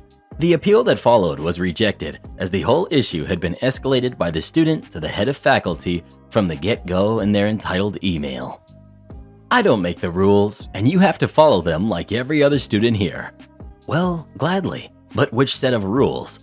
When I got into college, countrywide regulations determined that on top of all class hours, each student should complete a total of 120 extra hours of course-related activities by the end of their course in order to be able to graduate. According to the college I attended, those extra hours could be extra courses, internships, projects, and so on. And each certificate I presented as proof would be valid in full. So if I, for example, took an extra course of 8 hours, they would take these 8 hours off the total of 120 and bring the total I had yet to complete to 112.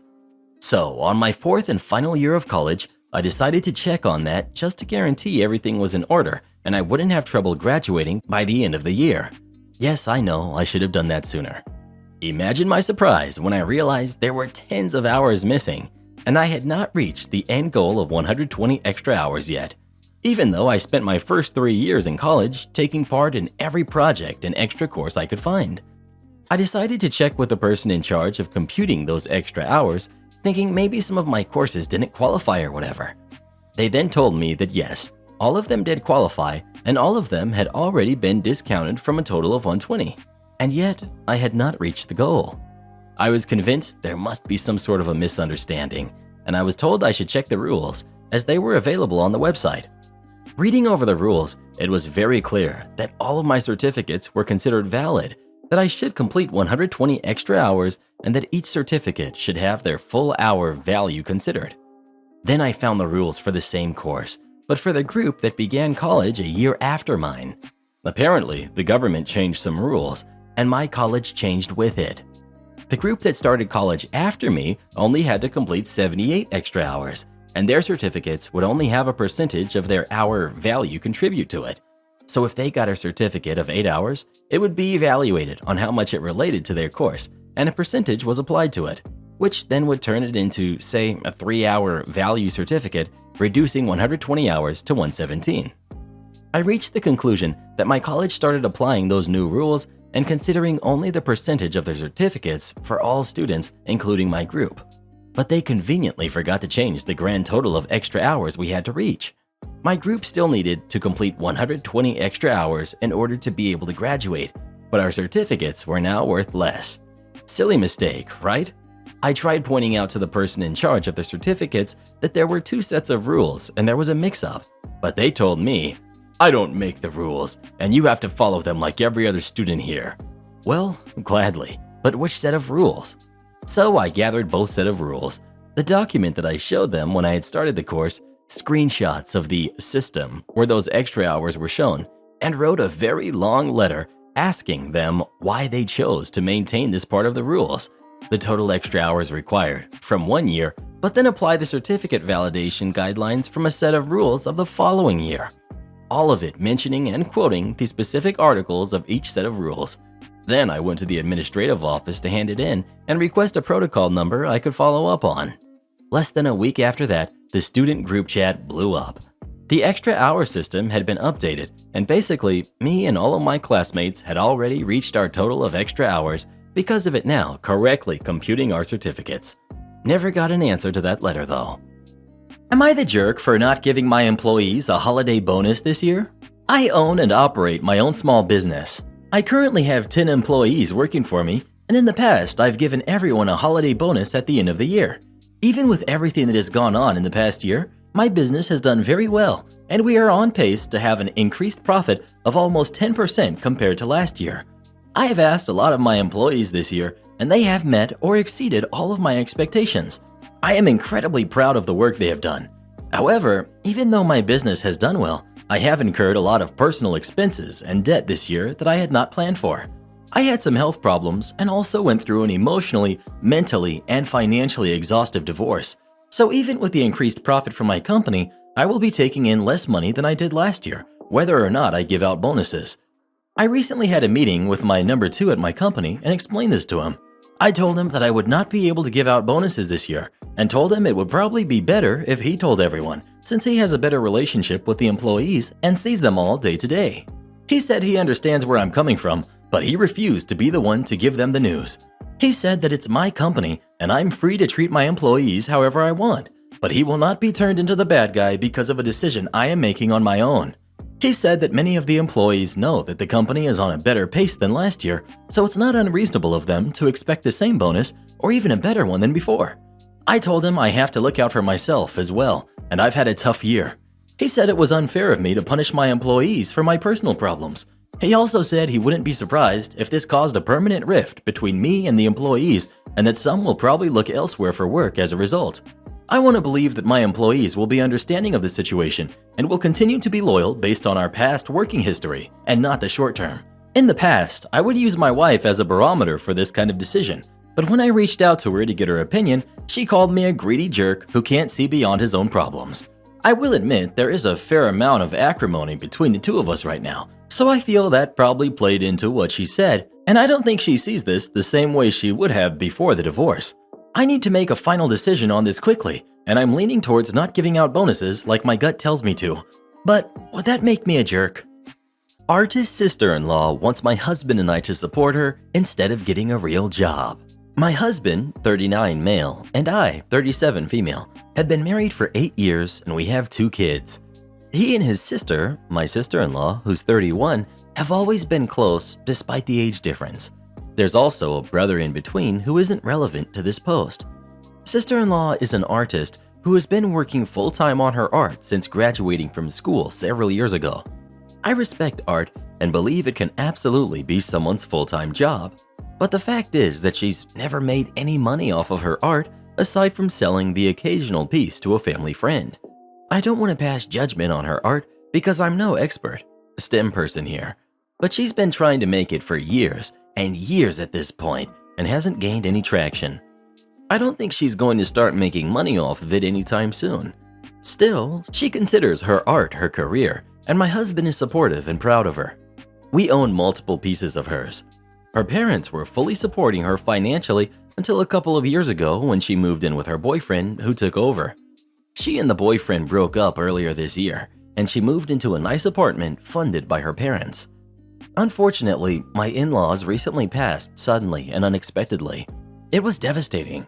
What they left behind will support sister-in-law for a while, but not forever, and not in the standard of living she's accustomed to, which includes having to move out of her current apartment. Husband told me he wanted to give her money every month so that she can keep working full-time on her art and maintain her standard of living. We both fortunately have high-paying jobs and a lot already saved for our kids, so we could easily afford it. However, I don't like the idea of supporting a non-disabled adult forever who could make her own living but chooses not to. I'm okay with helping her out temporarily while she starts working and figures out how to make her own living, but not forever. I don't care if she starts out at minimum wage. She just has to be doing something that will make money and start her path to independence. I did slip up and call it a real job to my husband. She and husband are both telling me that I'm the jerk because if she has to work full-time, she won't have time anymore for her art, and that being an artist is a real job already. He says I don't understand the sibling bond since I'm an only child. His other brother agrees with me and says it would be about time sister-in-law got out into the real world. Am I the jerk? Edit. Sister-in-law has submitted to work to many galleries, tried to sell her art online via social media, etc. She's tried to sell to a larger audience than family friends and family members, but hasn't gotten any bites. So her not selling her work widely isn't for lack of trying, unfortunately. I'm not sure if it's because she's not great at promotion or because the market doesn't want what she's selling. What would you do in this situation? Would you support sister-in-law or not? Please let us know. I'd help her get some career coaching. Loving art and being great at it doesn't guarantee you can make money. Need to get business savvy, bruh. My friends can't pay for Uber and are furious my mom is driving us to the concert tomorrow. I'm supposed to be going to a concert tomorrow, August 25th, with 3 of my friends. There are 4 bands total. The 3 of them are flying out here. It's an hour-long flight, and I was supposed to pick them up from the airport, take them to a cheap diner, and then to the concert. Well, today my car battery is completely dead and won't start with a jump. It's been having other mechanical issues and will be going to the shop tomorrow afternoon. So now my mom will be taking us and picking us up. There is no public transport around here, so that's out, and the Ubers are ridiculously expensive. Between the 4 of us, we don't have that much money, barely enough for food, let alone Ubers. Those concert tickets were $250 a pop. The concert venue is also 2 hours away from my house. Their flight gets in tomorrow at 3 p.m. My mom is picking them up from the airport after work around 6 p.m.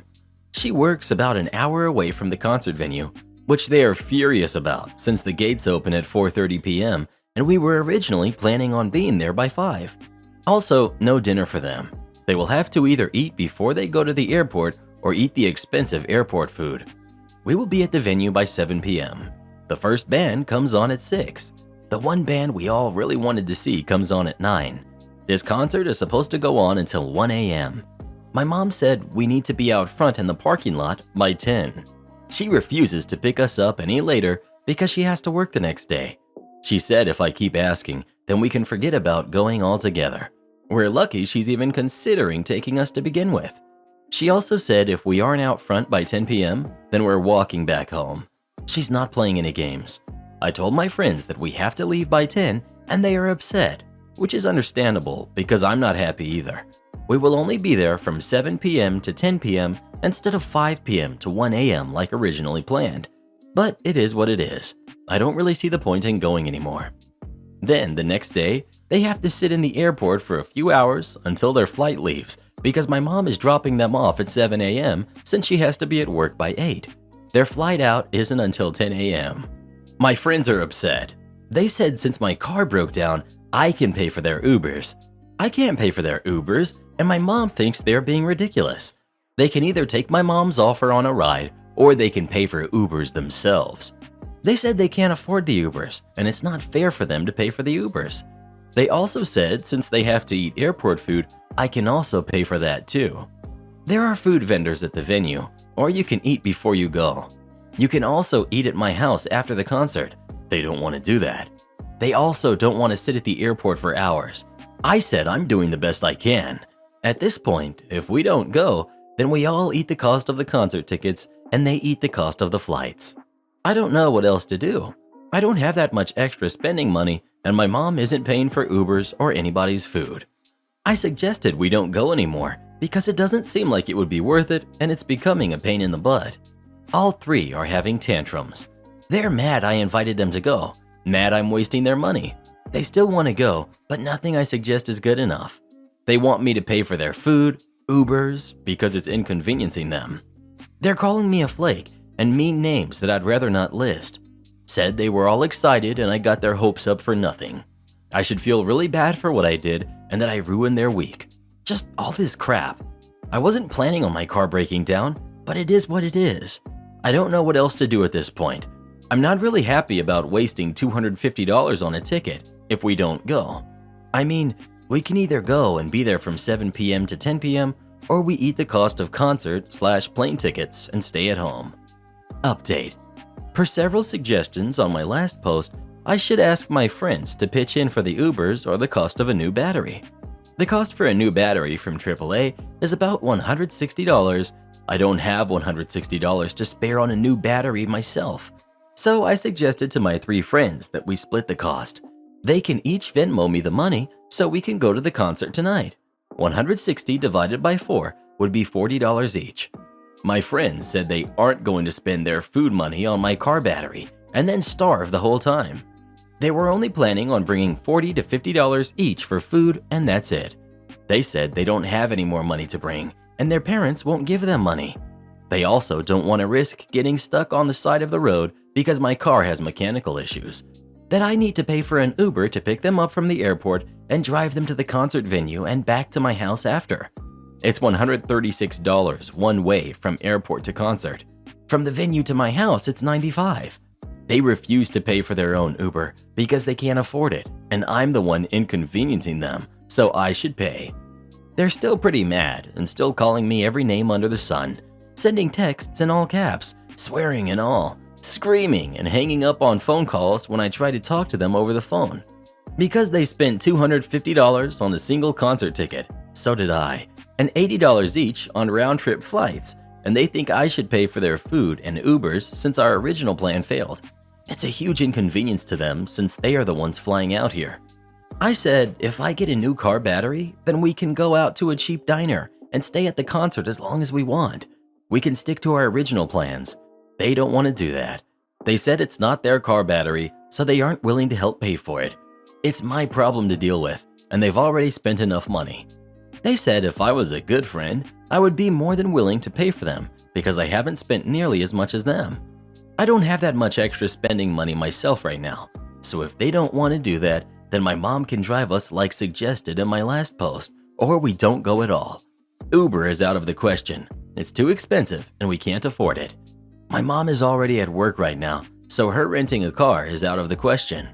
I asked before she left, and she said she's not going through all that just so we can all go to a stupid concert. We can take her offer or not go at all. Update 2. I sent those 3 girls, we are all girls, I don't know why people thought we were guys, but I sent them the same message before I blocked them. I said, I don't appreciate being called every name under the sun because my car broke down. You don't think I'm upset about it either? I tried being accommodating considering this is so last minute and nothing I suggested was good enough for any of you. So guess what? I'm done. Forget it. I'm no longer interested in going. If you three still want to fly out here, then you can have fun finding your own rides. It is no longer my problem. I don't care if you think I'm being a jerk. I think you're all being selfish and really immature. You showed me your true colors, and now I'm gonna show you mine. I then blocked them on social media and I blocked their numbers. I'm so irritated with them right now. I know what I said was pretty crappy, but I'm so over this whole situation. I am beyond annoyed right now. Also, there are so many tickets up for resale right now. I did list mine, but there's no bites. So I might just have to eat the $250, which I'm not happy about, but it is what it is. I don't think I would have had fun going to the concert by myself. If I did go, I would only be there for 3 hours anyways, because my mom would still have to drop me off and pick me up. It's just not worth it to me. I am upset plans fell through, and I don't get to see the concert, but this isn't the last time these bands will be touring either. Crap happens, unfortunately. My mom is willing to pay for a new car battery, but she wants me to be home when AAA is here.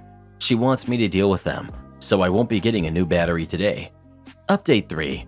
I got sent a bunch of videos and pictures from a random number of all the bands, along with selfies of all 3 of them at the concert and pictures of them eating filet mignon at some upscale restaurant. Funny how earlier today none of them had more than $40 to pitch in. It appears they have way more than what they each told me by the videos and pictures that I was sent. They somehow managed to make it from the airport to the concert, and it appears they also have a hotel room. It's just the 3 of them. Funny how they didn't like any of my previous suggestions of how to get to the concert. It wasn't good enough. I was expected to pay for their Ubers and food because I was inconveniencing them because my car battery died and is having mechanical issues. So I told them off and blocked them. I decided to stay home because I don't have a running car and didn't want to go to the concert by myself. My mom also didn't want to drop me off by myself. She didn't think it would be safe. I wasn't able to sell the $250 ticket either. I lowered the price to $150, but still no bites. So I ate the cost of that. It's now 9:45 p.m. The concert is still going on as I type this, but I've been at home and just got sent texts from a random number with all that. Spam texts. Whoever is behind that also told me to go forget myself. I'm the worst friend on the planet. They're having a way better time without my cheap self. I don't deserve any friends after how I treated them, amongst other insults. I didn't respond back, I just blocked the number. But yeah, I'm pretty irritated right now. It is what it is. I'm definitely not happy, but I don't even know what to say anymore. Bruh. Entitled mom on the plane thinks her son needs to look out of my window, even if it hurts me. This happened a few years ago on a transatlantic flight, 7 hours or so. I had a window seat and entitled mom sat down next to me with her son, who was maybe around 5. She seemed nice enough, and the kid was eating a box of animal crackers. Man, I totally should have bought some animal crackers before boarding. Anyway, after she had settled her things, she said to me, "He'd really like to look out the window. Would you mind switching?" She was more or less polite, but I could sense the undercurrent of entitlement, and I was just not in the mood for it. Being polite, but firm myself, I responded, "I'd prefer to stay in my seat. Also, it's an overnight flight."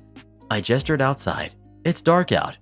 She shifted from politely waiting for me to do her bidding and escalated to the Karen glare. "Just switch with him. He wants to look outside." "So, you want me to sit between you?" "What? No. He'll take the window while you take the aisle." Her expression added, "Obviously. Geez, how clueless can you be?" I stared at her, wondering what the heck was wrong with her. Entitled mom stared back, clearly wondering what the heck was wrong with me. And you might also be wondering what the heck was wrong with me. Why didn't I just switch, right?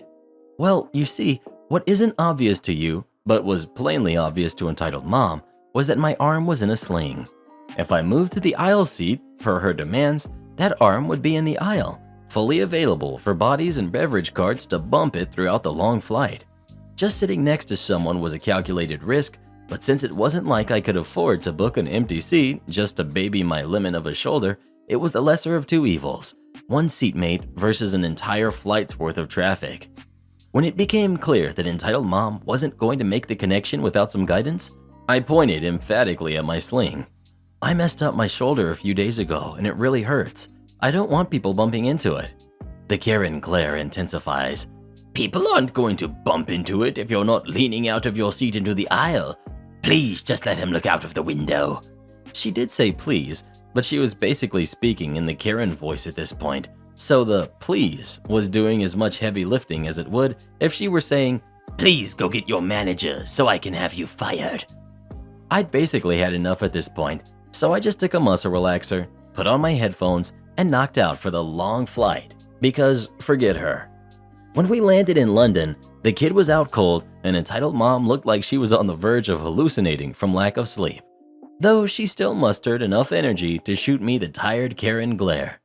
I think she legitimately spent the entire flight fuming that I wouldn't let her, now sleeping, son look out of the window at the darkness. I seriously considered telling her I'd done her a favor. After all, if he had spent that long looking into the void would have eventually begun looking into him. That may have been the muscle relaxers talking. I certainly don't want to harass a customer. So, I finally have a story to post here.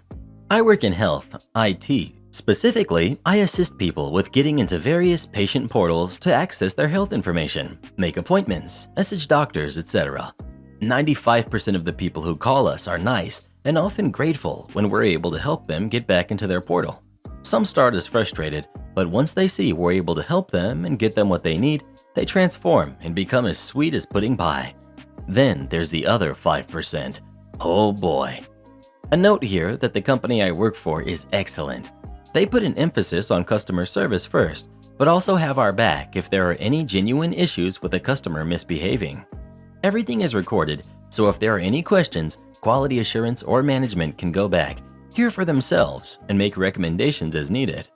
All this leads to our caller for today. Mr. Jerk was having problems getting into his portal. He calls me, literally yelling about how broken and garbage your system is, with a tone implying I personally picked the EHR and portal for a medical organization in another state just to spite him. Hey, no hurt feelings here. There are some things I don't like about the portal either, but he continues on and on about how much he hates it.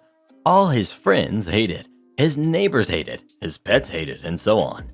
When I can finally get a polite word in, I ask him for his name so I can look him up in our system. He spits out his name, Bob Jerk. Per HIPAA, I also have to ask for 2 secondary identifiers to make sure he is the right Bob Jerk. I ask for his date of birth and the last 4 of his social per procedure.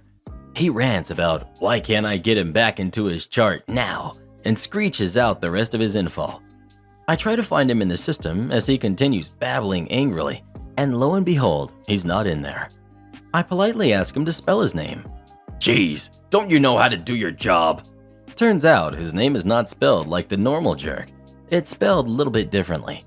I finally find him and open his file. So, you can't get into the portal, sir? Yes. Didn't I just say that? Okay, sir. I see your username is jerknozzle86.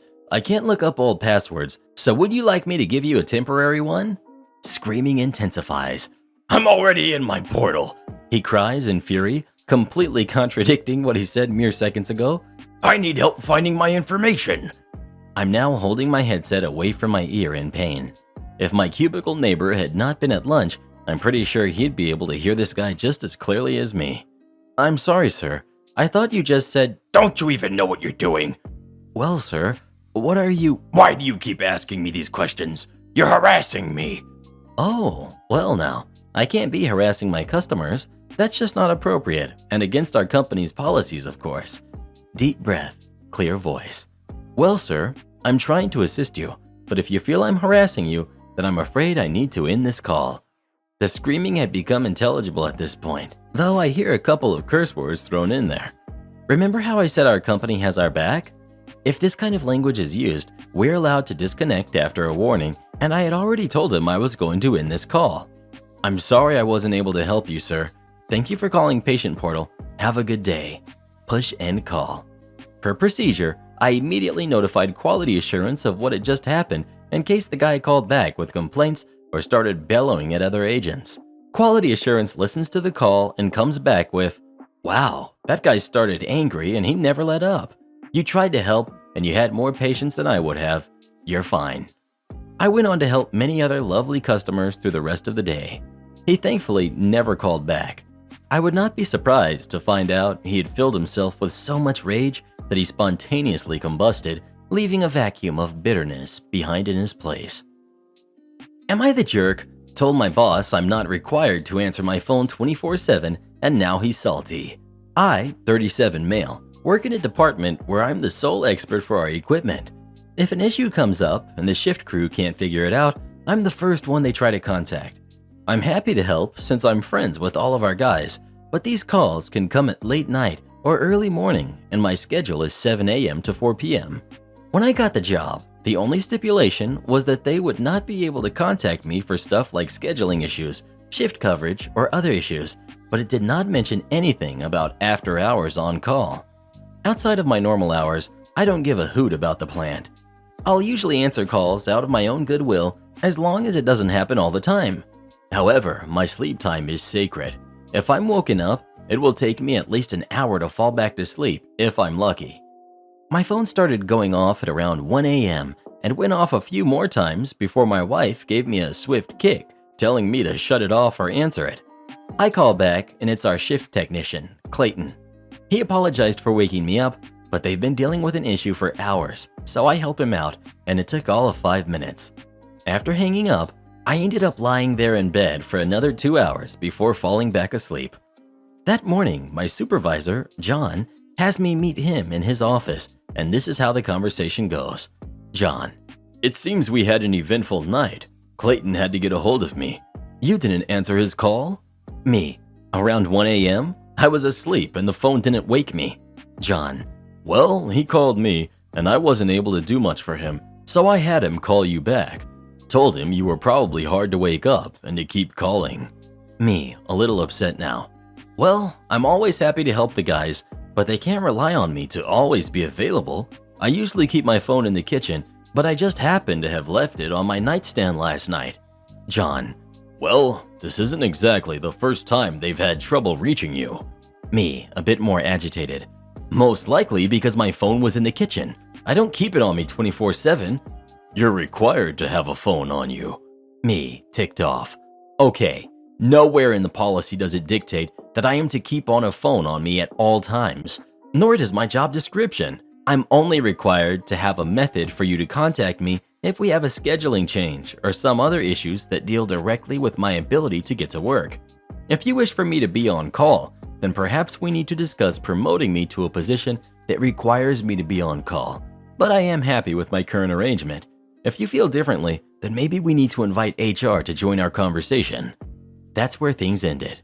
I'm well aware that I could suffer some consequences for this, but I feel that this is an overstep on their part. I do have a good working relationship with everyone, but when he said that, I pretty much snapped at him, and now I'm feeling like a jerk. So, am I the jerk? ETA. Well, this got way more of a response than I imagined. 1. So I've been keeping notes and saving all communications over the years, and have backups of all call logs and text transcripts. This was done just to keep myself covered, but now I see that it will come in use. I have a meeting with the head of HR tomorrow, and my plan is to lay enough info to show a pattern of what's going on. 2. On the recommendation of another Redditor, I did send an email to my boss asking him to confirm that I'm expected to keep my phone on me at all times, and he responded, affirmative. Well, that's part of the info package. 3. While they do not pay for my phone, there have been insinuations made by supervisors that since the company provides a corporate discount through the carrier I use, that it justifies them asking us to be available. I don't even use this discount because we can't stack it with other discounts. I have a family plan, and since my mother is on it, we get to use the discount that the county she works for provides, and it's a better discount. Anyway, I will provide an update once things shake out. Thanks, everyone. Getting sent home for doing what I was told to do, then in trouble for going home. Years and years ago, I was working for a fast food restaurant. I was a crew trainer, and part of the crew trainer training was watching some videos talking about your responsibility. One of those responsibilities was called coaching. If you see someone, even a manager, that actually said those words on the video, doing something incorrectly, you were to coach them on the correct procedures. I'm sure you can see where this is going. So flash forward some time, and I was working with a manager nobody liked. I witnessed the manager do something wrong. Specifically, she poured out 2 medium fries to make a large fry to give to a customer. That was a big no-no. You were never supposed to take an already packaged item and use it to make a smaller or larger package. So, cue malicious compliance. And next time I saw the manager, I simply said to her that what she did was wrong and that she should have waited for fresh fries to finish cooking. Well, she looked at me and said that I am a manager and I don't have to follow the rules. Go and clock out now and go home. So I did. I went and punched out, grabbed my jacket, and started walking out of the store. She came up behind me and said, I want to talk to you before you go. I turned and said, sorry, you had me clocked out. I'm no longer working, and you can no longer keep me here to talk. You should have done this before I clocked out. And I walked out of the door. She tried to get me in trouble and fired, tried to claim that I walked off the job, tried to claim that she never told me to clock out. However, there were too many witnesses to the whole ordeal, and she couldn't get her way. Too many of my friends I worked with told the store manager my story was 100% accurate and that she was lying. I have no idea why he kept her after this, but he did. I ended up quitting a few months later because she made my life heck every time I worked with her. Then later she got fired for trying to get the store manager fired. So in the end, she lost. No ma'am, you cannot demand we hire your son. A few years ago, I worked at a store that dealt in used electronics. It was mostly movies, games, and pop culture merch, but we also sold a wide variety of items like cameras and headphones.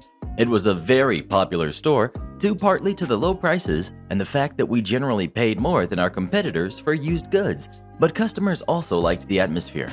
The staff was very close-knit, and management encouraged a casual approach to customer service, so not only was it a cool place to shop, it seemed like a cool place to work, which it was. This meant that during all times of the year, we were flooded with applications. We actually had a new apps box behind the counter that had to be emptied for filing once a week because it would always fill up. As a retail establishment, we did have a moderate turnover, but the store was small and only had 11 to 15 people employed there at any given time, so we only occasionally picked up new hires.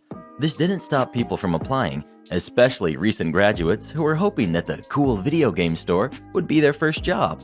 I was working the front counter at the time entitled Mom walked in the door. This happened a while ago, so the conversation is of course paraphrased. She approached me, and I smiled and greeted her. Me. Hi, how can I help you? Entitled Mom. Hi, can I speak to the manager? Me. Oh, of course, but he's currently in the office on a call. He was. Is there something I can help you with before he's available? My son turned in an application a month ago, and he hasn't heard anything back. Me, apologetic. Oh, I'm sorry, ma'am. We get a lot of applications, to the point where our employment manager can't call people back if they aren't accepted for an interview. This should be mentioned on the application, but I'm sorry if your son wasn't told that. However, we keep applications on file for 6 months, so if a position opens up, we could still possibly consider him for employment. She huffed and rolled her eyes, giving me a sarcastic laugh. That's ridiculous. Are you guys prejudiced against hiring boys or something? I blinked at her.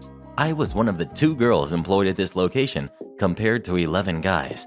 Of the 4 people visible behind the counter, I was the only girl. Me. Ma'am, I'm one of the only girls that works here. Entitled Mom seemed to notice this and began to splutter a little because she was getting flustered. She continued laughing sarcastically through her sentences. So what? Are you prejudiced against hiring hard workers? I honestly didn't know what to say. I was trying not to laugh because it was such a weird response. Me. No, we just have a lot of applicants and the chances of getting picked are low. It's not personal. But if you'd still like to ask the manager about it, I can go see if he's finished on the phone. Entitled Mom, huffing, still laughing. No, never mind. This is just ridiculous. I'm taking my business to your competitor. She stomped away. After she left, my coworkers and I just looked at each other and started laughing. We chatted about it for a little while, and when the manager came back from the office, we told him about the encounter. He basically said what I said, that it was one application in a sea of many, and it wasn't personal. Honestly, if you come into a store and demand the manager to hire your kid, it's probably only going to hurt their chances. Nobody wants to deal with someone's crazy parent hovering around the business all the time. Speaking of cool stores, what's your favorite store of all time? Please let us know. 3 words. Bed, bath, and beyond. Isn't that actually 4? Ex's divorce lawyer. Send 3 years of complete financials or else. Me. As you wish. This happened several years ago when my ex and I were going through a heated divorce and custody battle. While we were married, we had a couple of conversations about how rich people hide their assets to avoid paying taxes. I've never had enough assets to do this, but she somehow got the idea that I was and told her attorney that I was laundering money and hiding income. It was more likely the heat of the moment as a divorce custody battle often comes down to. I couldn't even afford my own attorney, so I represented myself. Her lawyer wasn't a total jerk, but he clearly was out to get me, and he talked down to me like I didn't deserve to breathe the same air. One day, I get a letter in the mail from him requesting an updated income declarations form and 3 years of financials. It had a long list of things to include. I own a communications tech company that was in super startup phase back then. Money was already tight. I was trying to get this business off the ground with no financing. I was finishing my MBA with scholarships and loans, so paying for copies and postage or driving this 30 miles to his office meant eating peanut butter and saltines for a week. So I called him to explain my situation. He all but called me a liar and didn't believe I couldn't afford it. I was put off by that, and I said this was taking time away from business I needed to handle. To which he replied, and I'll never forget this, "Well, according to your income declarations, you're not that busy. What do you do all day?" He then said if I didn't get these documents, he would consider my previous filings as fraudulent, tell the judge, contact the DA, and also alert the state tax agency and IRS. Probably an empty threat, but I'm no lawyer. eFax is one of the services my company provides, and at this time it was relatively unknown. So I asked him if he has a fax machine. He said he had a fax, scanner, and a copier device, then said what law office doesn't have a fax machine, and I suddenly got an idea. "Okay," I said to him, "I'll put together and fax whatever I can." "Okay, jerk. You want 3 years of financials? You got it." I scanned to PDF every receipt I could find. McDonald's receipt from 5 years ago? Oh well, won't hurt to include it. CVS receipt. It's 3 miles long, perfect. They got the $1 off toothpaste coupons too. I downloaded every bank statement, credit card statement, purchase orders from vendors, and every invoice I sent to clients. I printed to PDF the entire 3-year accounting journal, monthly, quarterly, annual balance sheets, cash flow statements, P&Ls. Not only did I PDF 3 years of tax filings, but every single letter I received from the IRS and state tax agency, including the inserts advising me of my rights. It took a while, but I was a few days ahead of the deadline. I made a cover page, black background with white lettering. Wherever I could, I included separator pages in all caps and the biggest, boldest font that would fit on the page in landscape. Receipts, taxes, etc. I merged everything into a single 150-plus page compressed PDF and sent the document using my eFax system. Every hour or so, I received a status email saying the fax failed. Huh? That's weird. Well, they're getting this document.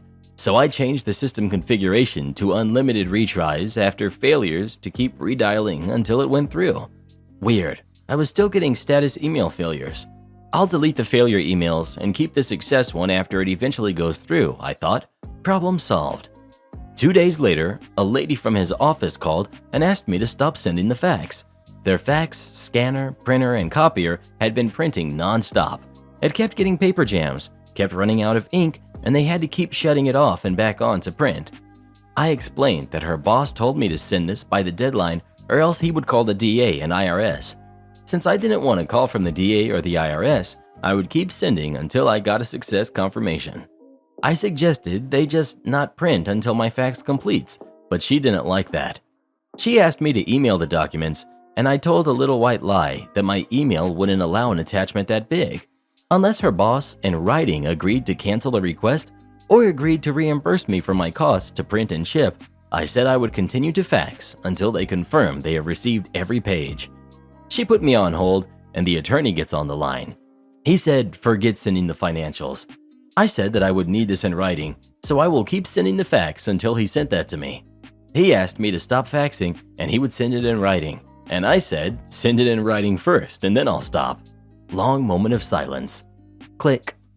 About 20 minutes later, I received an email from his assistant with an attached, signed letter in PDF that I no longer needed to provide financials. The letter then threatened to pursue sanctions in court or sue me for interfering with their business. Every time I saw him after that, the lawyer never brought up sanctions, lawsuits, criminal referrals, or financials again. Tell me to appeal the unfair grade you gave me? All right, Professor. Many years ago, I was a student studying computer science in the Midwest. While most of my professors were okay, there was one that was notorious. Let's call him Dr. J. Dr. J was an old, lazy professor with a thick accent who had been teaching for the better part of 30 years and had fully embraced the typical semi-retired lifestyle of the tenured professor. Showing up to office hours? Maybe. Showing up to help in a lab? Once the whole semester. I estimated out of 3.5 hours per week of lecture time, he was actually in the classroom for maybe half of it, and the time that he did spend in the classroom was a complete waste. He would just pass out packets at the beginning of class that contained numerous diagrams and handwritten notes that were indecipherable, and meander around the class pointing at various parts to groups of people working on them and mumble incoherently about how to solve it. I never understood a word he said. He never followed his course syllabus or even answered emails. For anyone who's taken an engineering course, especially an upper level, this won't sound too crazy. But here's the kicker. He would fail regularly half the class for a required upper-level computer architecture course. This is exceptionally rare and completely unfair for a class at this level, especially at a state school that isn't a research uni.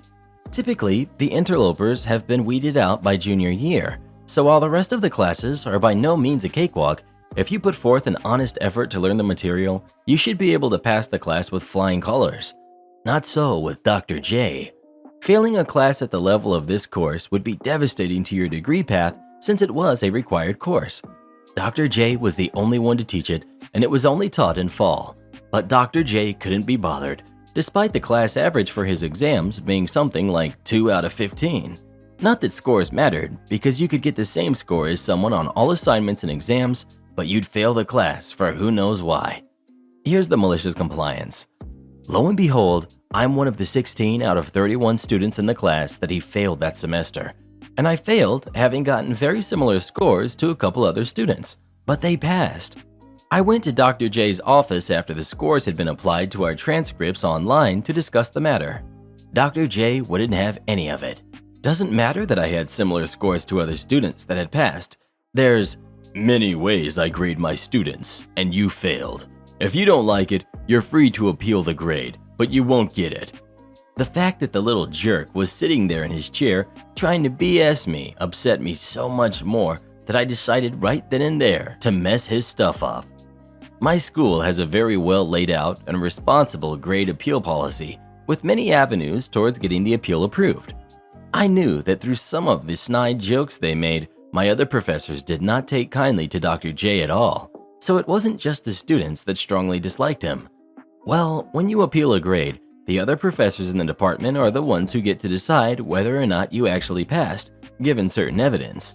It's practically criminal what he gets away with, were the words of my faculty advisor. Now, my original plan was for me to just file an appeal and move on, because I knew I'd get it. But Dr. J had poked the bear, and now I was mad.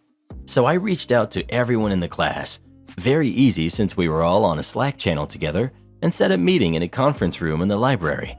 I guess I underestimated how much everyone hated Dr. J, because everyone from the class showed up. I laid out my plan. Everyone file a grade appeal, even if you passed, if it'll help your GPA. At my school, a grade appeal will replace your letter grade with a satisfactory, which means you get credit for the course without a grade that affects your GPA. I had enough appeal forms pre-printed before the meeting so that everyone could fill it out together. It was the happiest I'd ever seen that group of people the entire semester. I think the final count of appeals was something like 22. Everyone whose GPA could be improved with a satisfactory applied for one. You should have seen the look on the department chair's face when we showed up with a stack of appeals. No department in the history of this school had ever had that many appeals and complaints for a single course, let alone a single professor. I know this because the dean sat us all down and said so. There were so many appeals, they had to bring us into the faculty panel in groups of 3 to 4. Not that it mattered.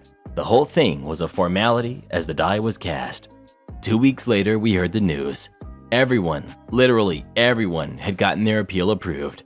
Dr. J was given a formal warning by the uni and had most of his courses taken away, and they're now taught by other people. He still holds on to the computer architecture course and some freshman intro classes, but from what I've heard, he hasn't failed anyone for a long time. So, if you're a lazy jerk of a professor, be warned, you might get someone like me for a student who gets revenge on you and turns your job upside down. Entitled parent steals my badge and risks jail time over a gallon of milk. A little background to start off. I started a new job with the county about a month ago. I was hired to be a juvenile correction specialist. It's not a glamorous job, but I absolutely make sure my clients are safe, afforded every right they are entitled to, and I treat them with respect and dignity. That being said, I don't live in a great area, and my uniform looks a lot like a police officer's uniform, so I never wear it outside of work if I can help it, just because I don't want to deal with potential issues, which seems to be the right call after this incident. It is also important to note that during my orientation, my training officer spent a literal hour explaining the many ways that are appropriate and inappropriate when it comes to representing oneself. For instance, in our country, I'm considered and therefore legally allowed to refer to myself as an officer of the peace, an officer of the county, an officer of the court, and a correctional officer. At no point and for no reason am I ever legally allowed to represent myself as or imply that I am an officer of the law, a police officer, or any other title of that nature. If someone assumes I am a cop, I legally have to correct them, or I could potentially lose my job, be fined, or even arrested based on the situation. I will point out, however, that my uniform and badge carry the same legal obligations and repercussions when it comes to damage, theft, etc., because it's all considered county property. So yesterday, I got done working a double and get ready to leave work. I hadn't expected the forced overtime, so I hadn't checked the weather for my evening shift. Lo and behold, I had left my windows cracked through a rainstorm, and my extra shirt and jacket had gotten soaked. This would have been fine because it was dark, so I wasn't worried about someone seeing me going from my car to my house. But we were out of milk, and I really needed to stop at the Mart of Walls. Normally, I'd just take off my uniform shirt and badge and throw on my extra shirt, but I didn't feel like donning a soggy top or going into the store in the tank top I wear under my uniform shirt. Plus, it was 15 minutes till close, and I was just running in and out. So what's the worst that could happen? I ran in, grabbed the milk, grabbed some ice cream because why not, and headed to self-checkout. The line was pretty long and wrapped around towards the entrance, so I was in the entitled lady's direct line of sight when she stepped through the doors. While she didn't fit the mold of the traditional Karen, I think she still counts. She was an older lady, probably in her 50s, in heels and a very low-cut sundress, fake tan and fake hair. I clock her making a beeline straight for me in my periphery and continue staring straight forward because something about her seemed a little off. Maybe it was the odd gait with the slight stumble every few steps, or the fact that she was kind of mumbling to herself, but I had a feeling she was under the influence of something. She got about 5 feet away and I could smell the alcohol emanating from her. She then reached out and firmly tapped on my shoulder. The following is our conversation, nearly word for word as best as I can remember. Karen: "Excuse me, I'm so glad I made it before they closed." Me: "That's great." Continue staring forward, attempting to ignore her. "Well, I just came in because I really needed milk for my kids' breakfast tomorrow. Do you think you could help me out a bit?" Me: "Sure. The milk is on the wall at the back of the store. Just head straight back down that main aisle and you'll walk straight into the dairy section." She looks at me dumbly for several seconds. "Well, that's not really what I meant. You see, I noticed that you have the same kind of milk that my family drinks, so I thought maybe you could let me have it. That way I can get home to my kids sooner." Me: "No thank you, I'm good." "Wait, what does that mean? I can't have the milk?" Me: "That is correct. You can take 3 minutes to walk back there and get your own milk, just like I did. That's how groceries work." Again, she stares at me for several moments, trying to process the situation, going through the haze of intoxication. You are being incredibly rude, and you shouldn't even be in here. Me, how do you figure that? Karen, my tax dollars aren't supposed to be paying for the police to go shopping while on duty. Now give me that milk, and I want your badge number so that I can talk to your superiors about your inappropriate behavior. Me, ma'am, I'm not a police officer, and I'm not on duty. I just happen to be coming home from work, and I still have my uniform on. Entitled parent, now starting to shriek and attract attention. You are obviously lying. I can see your badge right there. I won't let you get away with lying just to protect your job. At this point, she begins to claw at the badge-shaped patch that is sewn onto my upper right shoulder of my uniform shirt. Not wanting to escalate things further, I took a step back and grabbed my real badge to show her. Now, it's not like a metal badge or a jacketed ID like cops or detectives carry. It's literally a laminated card in a clear pouch attached to a retractable clip on my belt. The pocket also contains my electronic access card to the jail itself, the whole jail, not just the juvenile side, which was about to become a huge deal. Me, holding up badge. See how it says correction specialist, not police officer? Bold as anything, this crazy drunk reaches out, snatches my badge out of my hands, and rips it off of my belt. Now at this point, the bystanders that had been nervously standing and muttering amongst themselves went silent because, like most sane and rational human beings, they realize that it's never a good idea to take the badge of someone in a uniform, whether they are a cop or not. I myself took a moment to respond because I truly could not understand the idiocy of stealing anything, let alone a badge over a gallon of milk. I would have been within my rights to grab her and force her to give it back, but again, I didn't want things getting out of hand, so I decided to reason with her. Me, ma'am, I don't think you realize the consequences of what you've just done. This is the badge of a county officer, and stealing one is a misdemeanor if you're lucky. However, behind that badge is my swipe card for the jail. You've literally just stolen a key to the county jail, which is a felony with a potential 10-year sentence. This is absolutely true, by the way. I think you should probably hand it back to me now because I don't think a gallon of milk is really worth a decade of your life. Karen, now starting to look a little nervous. That's not what I meant to do. Looking at the bystanders for support. You saw how she was being rude to me, right? I was just trying to get her information and she wouldn't give it to me. I didn't do anything wrong, right? Unbeknownst to either of us, one of the customers ahead of us was either an off-duty cop or retired, I couldn't tell which. He piped up with, Ma'am, I'd do as the officer suggests if I were you. I can't slap cuffs on you right now, but I've got a few guys on speed dial that would happily do it for me. And since they patrol this area, I'd say you've only got a couple minutes to make your choice. And with that, he pulled out his phone and started swiping. All the color drained out of Karen's face, and she basically flung my badge at me as she rushed out of the store, ranting and mumbling loudly, something about how it was just a gallon of milk. I thanked the older guy and told him not to bother calling anyone. Everyone got through the checkout like responsible adult human beings, and I got to go home and enjoy my ice cream, having learned that I should really just do my shopping on my days off. Edit. Not that it matters in context of this story, but I'm a smallish woman. It makes it a little bit funnier to me since I don't think I look anything like a stereotypical cop. Yes, I know there are many fabulously skilled women of all shapes and sizes in all branches of law enforcement. Also, I do agree with many of you posting that the cops should have been called because she was intoxicated. I probably should have thought that through better. All I can say is that the whole situation really threw me off because of her behavior. It was just so out there.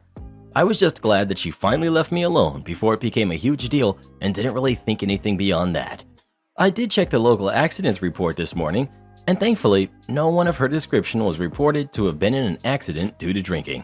So that's lucky. Thanks for all the likes and the awards. I kicked out my mother-in-law because she wants my husband to leave me. I'm 24, female, and my husband, who's 25, male, and I just had a beautiful baby girl 2 months ago. His mom is a self-made entrepreneur, and she's honestly an inspiration to me. She's strong, intelligent, had fought hard for everything she owns, and before I got pregnant, we got along just fine. She supported me in my professional decisions and never showed any sign to not approve of our relationship. When we told my husband's parents that we were pregnant, his dad congratulated us and looked so happy to be a grandfather. His mom, not so much. She quickly asked us what were we going to do, and that if we didn't want to have the kid, she would support us.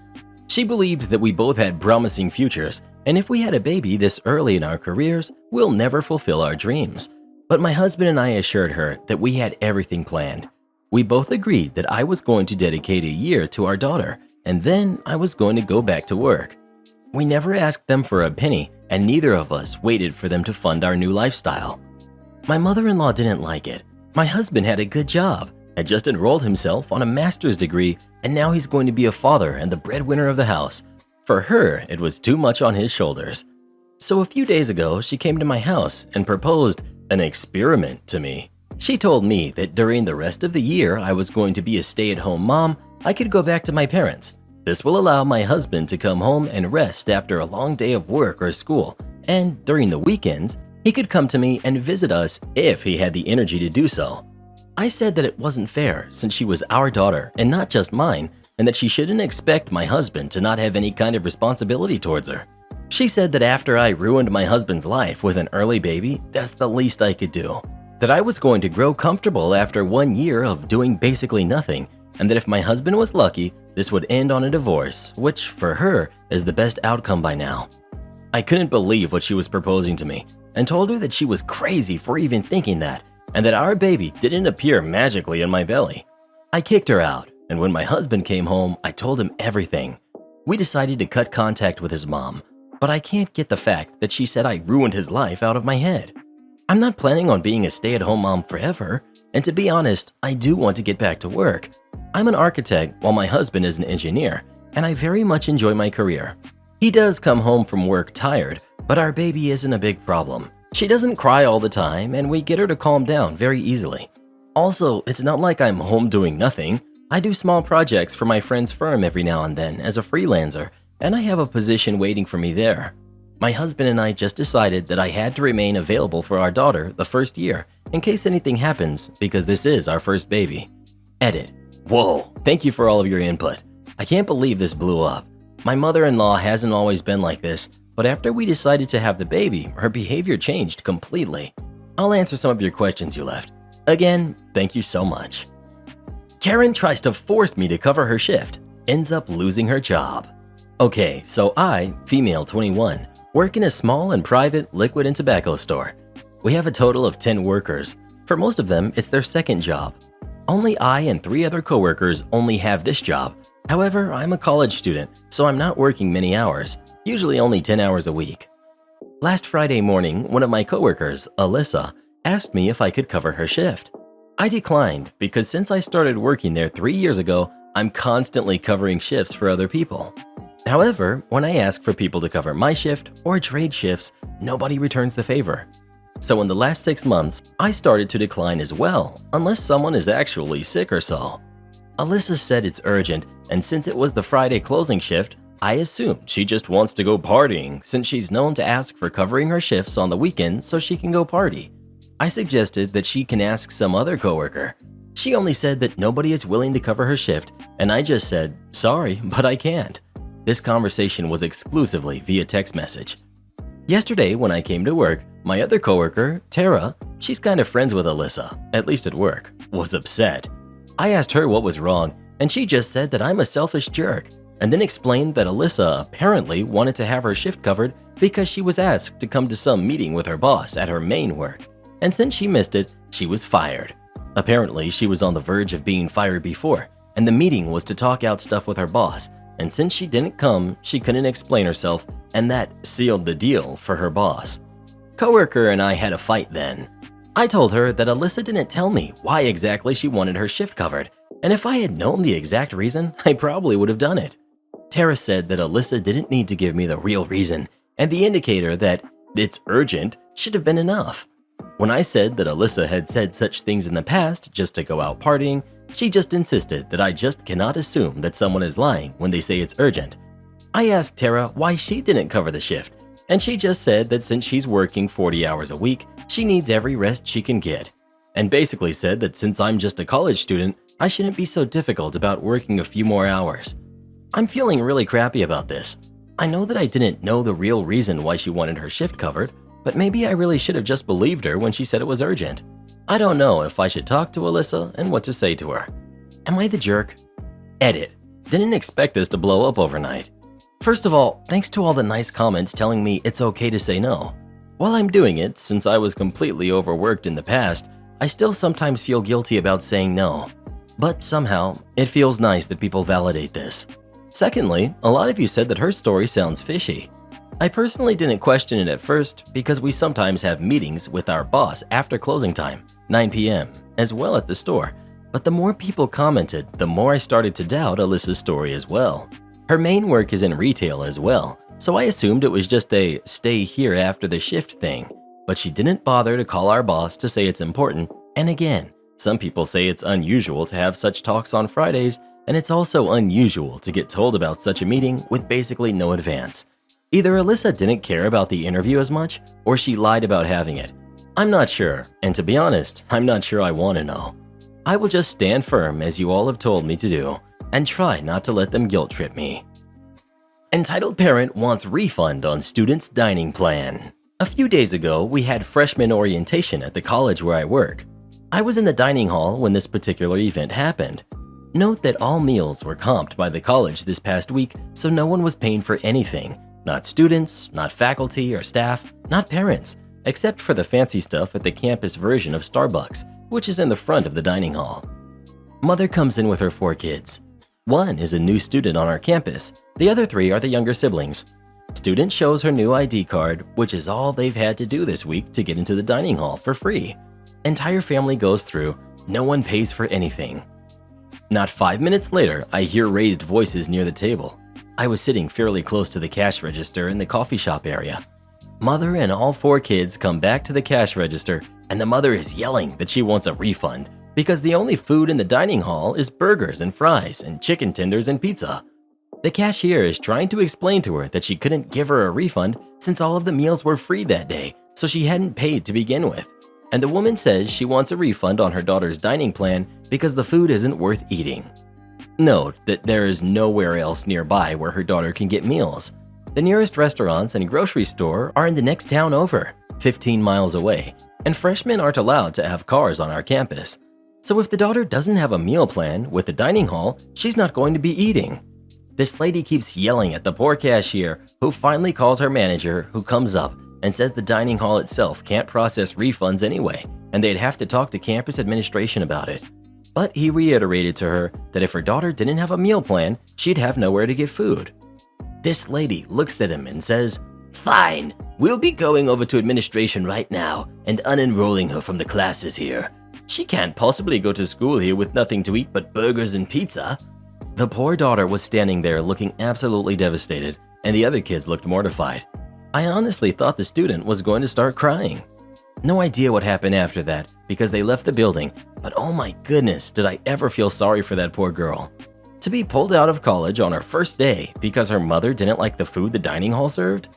And if they actually went through with it, I really hope they didn't, she won't be able to get into another school until January at the earliest. And if she was a scholarship student, a lot of our kids are, it may take a full year to be able to get a scholarship somewhere else. The really sad thing was, the very basic burgers and pizza menu the dining hall was running that day was only because meals were free and they were trying to save some money on it. They also knew it would be busy with the parents on campus, so they were making foods that are easy to prepare in mass quantities. Also, if they had stuck around long enough for dinner, they would have gotten much more fancier meal options. And starting Monday, there will also be a full salad bar and self-serve deli available at lunch and dinner. But since apparently baby girl was far too important to eat normal food like every other student on just about every other college campus out there, they're just going to make her go back home again. That poor kid. And honestly, her poor 3 younger siblings too. I felt sorry for all of them. How not to recruit a nurse. In nursing school, you have clinical days. The day before clinical, you have to go to the hospital and pick a patient you'll work with the next day. You also have a chance to work as a CNA while in school to gain more experience and make a little money because it's difficult to work full-time and go through nursing school. There were 2 hospitals in my small town. I worked at Hospital A in the ICU as a CNA. My clinicals were in the larger hospital, Hospital B. I worked a day shift at my hospital and ran over to the other one across town to pick my patient and get my preclinical work done. It was about 30 minutes after 7 when I got there. Most hospital shifts you work are 12 hours, 7 to 7. I knew I was going to be on a med-surg floor, so I got on the elevator to ride up and looked through my paperwork to find out what unit I'd be at the next day. A lady in a pantsuit with a hospital badge was already on the elevator and gave me a look like I had peed in her Cheerios. Okay, I just moved to the side and finally found my paper letting me know what floor and unit I needed to go to. In a really ugly tone, the pantsuit asked, "Where are you headed?" Me, staying polite, "I'm headed to 3N. She slammed the button and just said, "Thank you." As we were riding, she turned to me and started chewing me out. "It's not appropriate for you to be coming in 20 minutes after shift change. We've been understaffed all day, and those units are slammed right now." I just kind of stared at her for a second and thought, I'm not going to be disturbing the nurses, and if I have to wait on a chart, that's fine. I don't intend on interrupting report, but I just said, okay. If anything, her face got angrier. My floor arrived and she stepped out with me and kept pace with me as I headed to the nurse's station. I went to the side and took a look at the assignment board to see if anyone had a diagnosis I hadn't worked with before, then sat down out of the way and waited quietly because the charge nurses were still discussing assignments. When they finished, I'd ask the charge nurse if there was a patient I should pick. I do this because sometimes there were interesting procedures or I'd get a chance to practice my skills the next day. As I was waiting, Pantsuit Lady watched me, and when she saw me sit down, she immediately snapped her fingers at me and pointed down to the floor and said, "You, come here." The voice was nasty enough that it stopped several people mid-report to find out what was going on. I stood up and approached her, and she grabbed my sleeve and pulled me over closer to the charge nurses.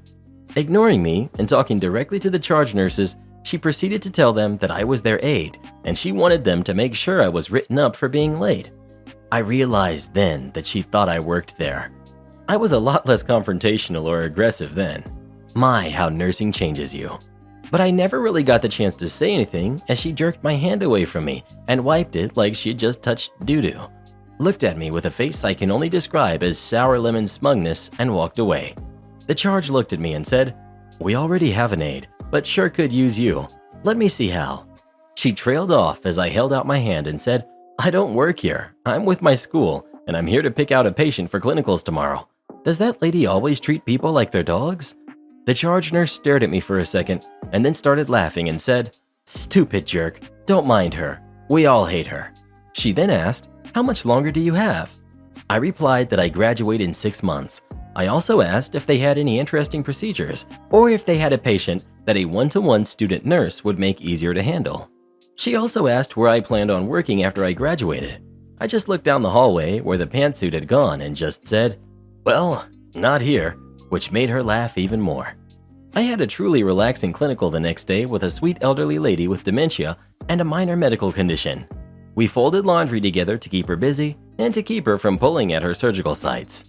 What was really fun about it is that the next semester, when representatives came to try to recruit you to the hospital, I got to reply to a question about why I wasn't interested in their hospital. I got to say that I didn't appreciate the way they treated their staff and tell the story. There was recognition in their eyes when I described the lady, and they shook their heads when I told them about the event. Plus, I knew that my hospital was waiting for me to graduate so I could come to work in the ICU, which was my dream at the time. And it was for a bit more pay than the other hospital was offering anyway. My coworker just pulled off a "Bye, Felicia" to some impatient jerk. We've got limited outside seating and one server to cover the section. When the weather's nice, that server invariably gets slammed because everybody wants to sit out there. Like clockwork, every party that walks through the door was asking to sit outside like a trail of lemmings. We had just quadruple sat Wendy, top-tier veteran server, because she can handle it, but decided to put a pause on any further tables for a cool 10 minutes so she could catch up. This older couple walks in and goes, "Party of 2, and we're ready to order." "Great," we tell them. "We'll just seat you by the window here." "No, we want to sit outside." "All right, well, the server is a little behind, so we're putting a pause on any further tables for about 10 minutes if you don't mind waiting." "Yeah, okay. Can you at least seat us at that table?" This should have been the cue to say no, But the host didn't want to deal with them hanging out in the lobby anymore, so went ahead and set them. She reminded them, "Your server, Wendy, is really busy, so hang tight and she'll eventually get to you." Not 2 minutes later, the husband walks in and asks, "Hey, can anyone at least take our drink order?" Wendy is standing at the bar collecting drinks within earshot and yells out, "Sir, I'll get to you soon. Please have a seat." He walks over to Wendy. "Are you the server? 2 gin and tonics, please, and we're ready to order." "Please have a seat." Wendy comes over to the host's stand to better understand the situation and realizes it's not the host's fault. These people are just jerks. She comes outside to drop the drinks off and takes another table's order. The guy has his finger in the air trying to get her attention. This makes her livid, and she purposefully, passive-aggressively ignores the heck out of them while handling all of the other tables. We call this putting the guest in the penalty box. We're gonna ice you off for 5 minutes until you start behaving like a respectful person. I don't think it had even been the 10 minutes, but Ken and his wife angrily return inside to let the hosts know. "The service is terrible here. We're leaving." Wendy sees them leaving and just blurts out, "Bye, Felicia." The couple turned to look but was none the wiser, and most of the staff around the restaurant just burst out laughing. Be patient with understaffed restaurants, people. Am I the jerk for telling my mom I know she spent my inheritance? Backstory. My 27 female mom, who's 53, has had a really hard life. At age 8, she was adopted into a loving, wealthy family of 2 college professors along with an adopted brother. She had a hard time adjusting, made a lot of bad decisions, and basically ran away in her late teens. In total, she has 5 kids, 4 boys, with me being the middle girl. We grew up very, very poor, with our mother always gone or bringing back strangers to party, leaving me to raise the youngest too. That being said, I loved my grandparents dearly, and they loved us kids back. And as much as they struggled with my mom, they were nothing but loving towards her from what I understand. My grandparents passed when I was in 5th and 7th grade, and this crushed me. I wasn't able to articulate any of it at the time, but that's when severe depression rolled in. From there on, school was very difficult for me, as well as my home life. I ended up falling pretty deep into my sorrow and stopped going to school around my junior year of high school. After a breakthrough, I decided that I had to get the heck away from that house and ultimately moved out at age 17 to a bigger city about 45 minutes away. I barely finished high school with a 1.75 GPA, and somehow 2 teachers from the new school convinced me to sign up for the community college. They helped me fill out my FAFSA and everything. I worked full-time, busted my butt, and after 4 years, I finally achieved an AS. I was able to transfer over to a university that I would have never been able to attend right out of high school due to my grades and whatnot, and finish my BS in my favorite field of science. In total, it took me 6 years to get my BS degree, but I worked so hard and I was so proud of what I was able to accomplish.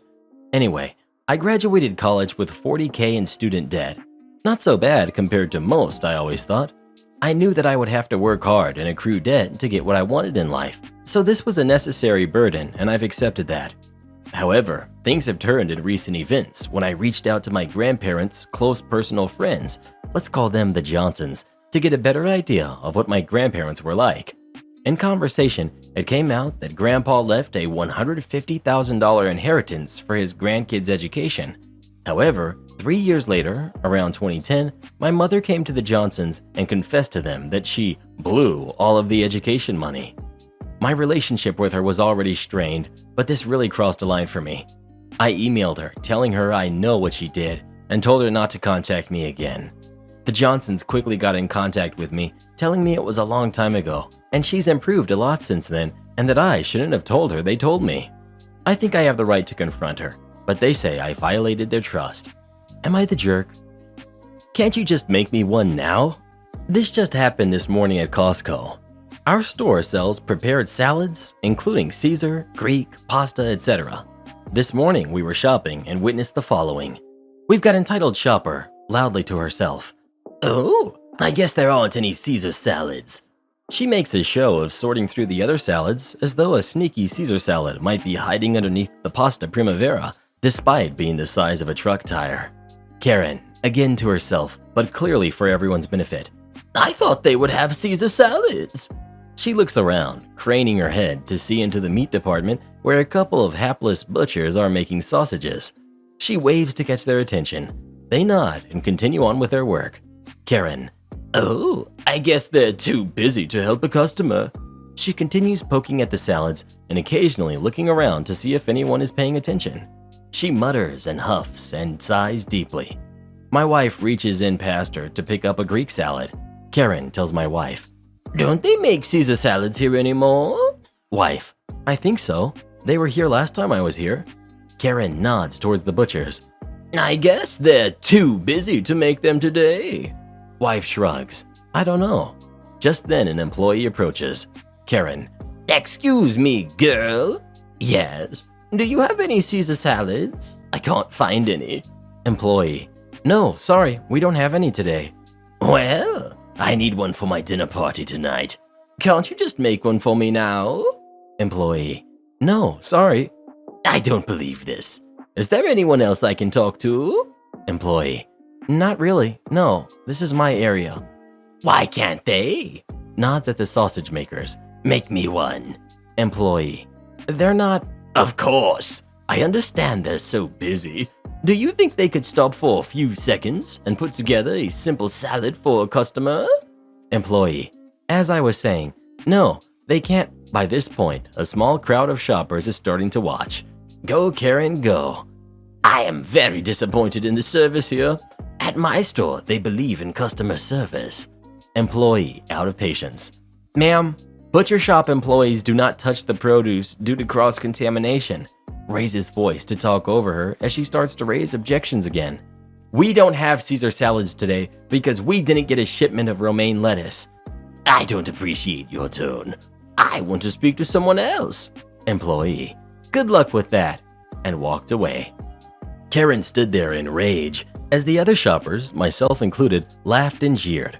After a few seconds, she harumphed loudly and pushed her cart off towards the cheese aisle. I lived my server dream, but from the other side of the table. Some background.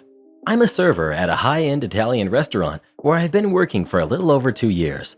My boyfriend and his best friend, who I'll call Buddy, own a home together, and they rent the bottom floor of that home out to a woman who I'll call Drizilla.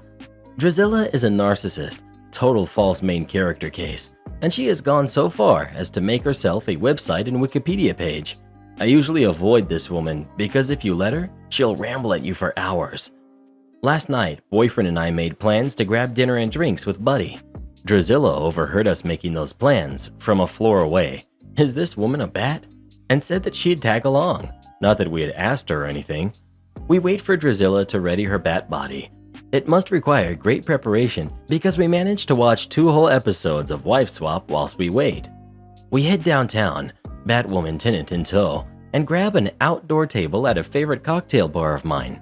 We peruse the menu, and I notice that Drizilla's face is twisted up in maybe disgust, maybe confusion, maybe indigestion. I explain some of the cocktails to her and make no headway.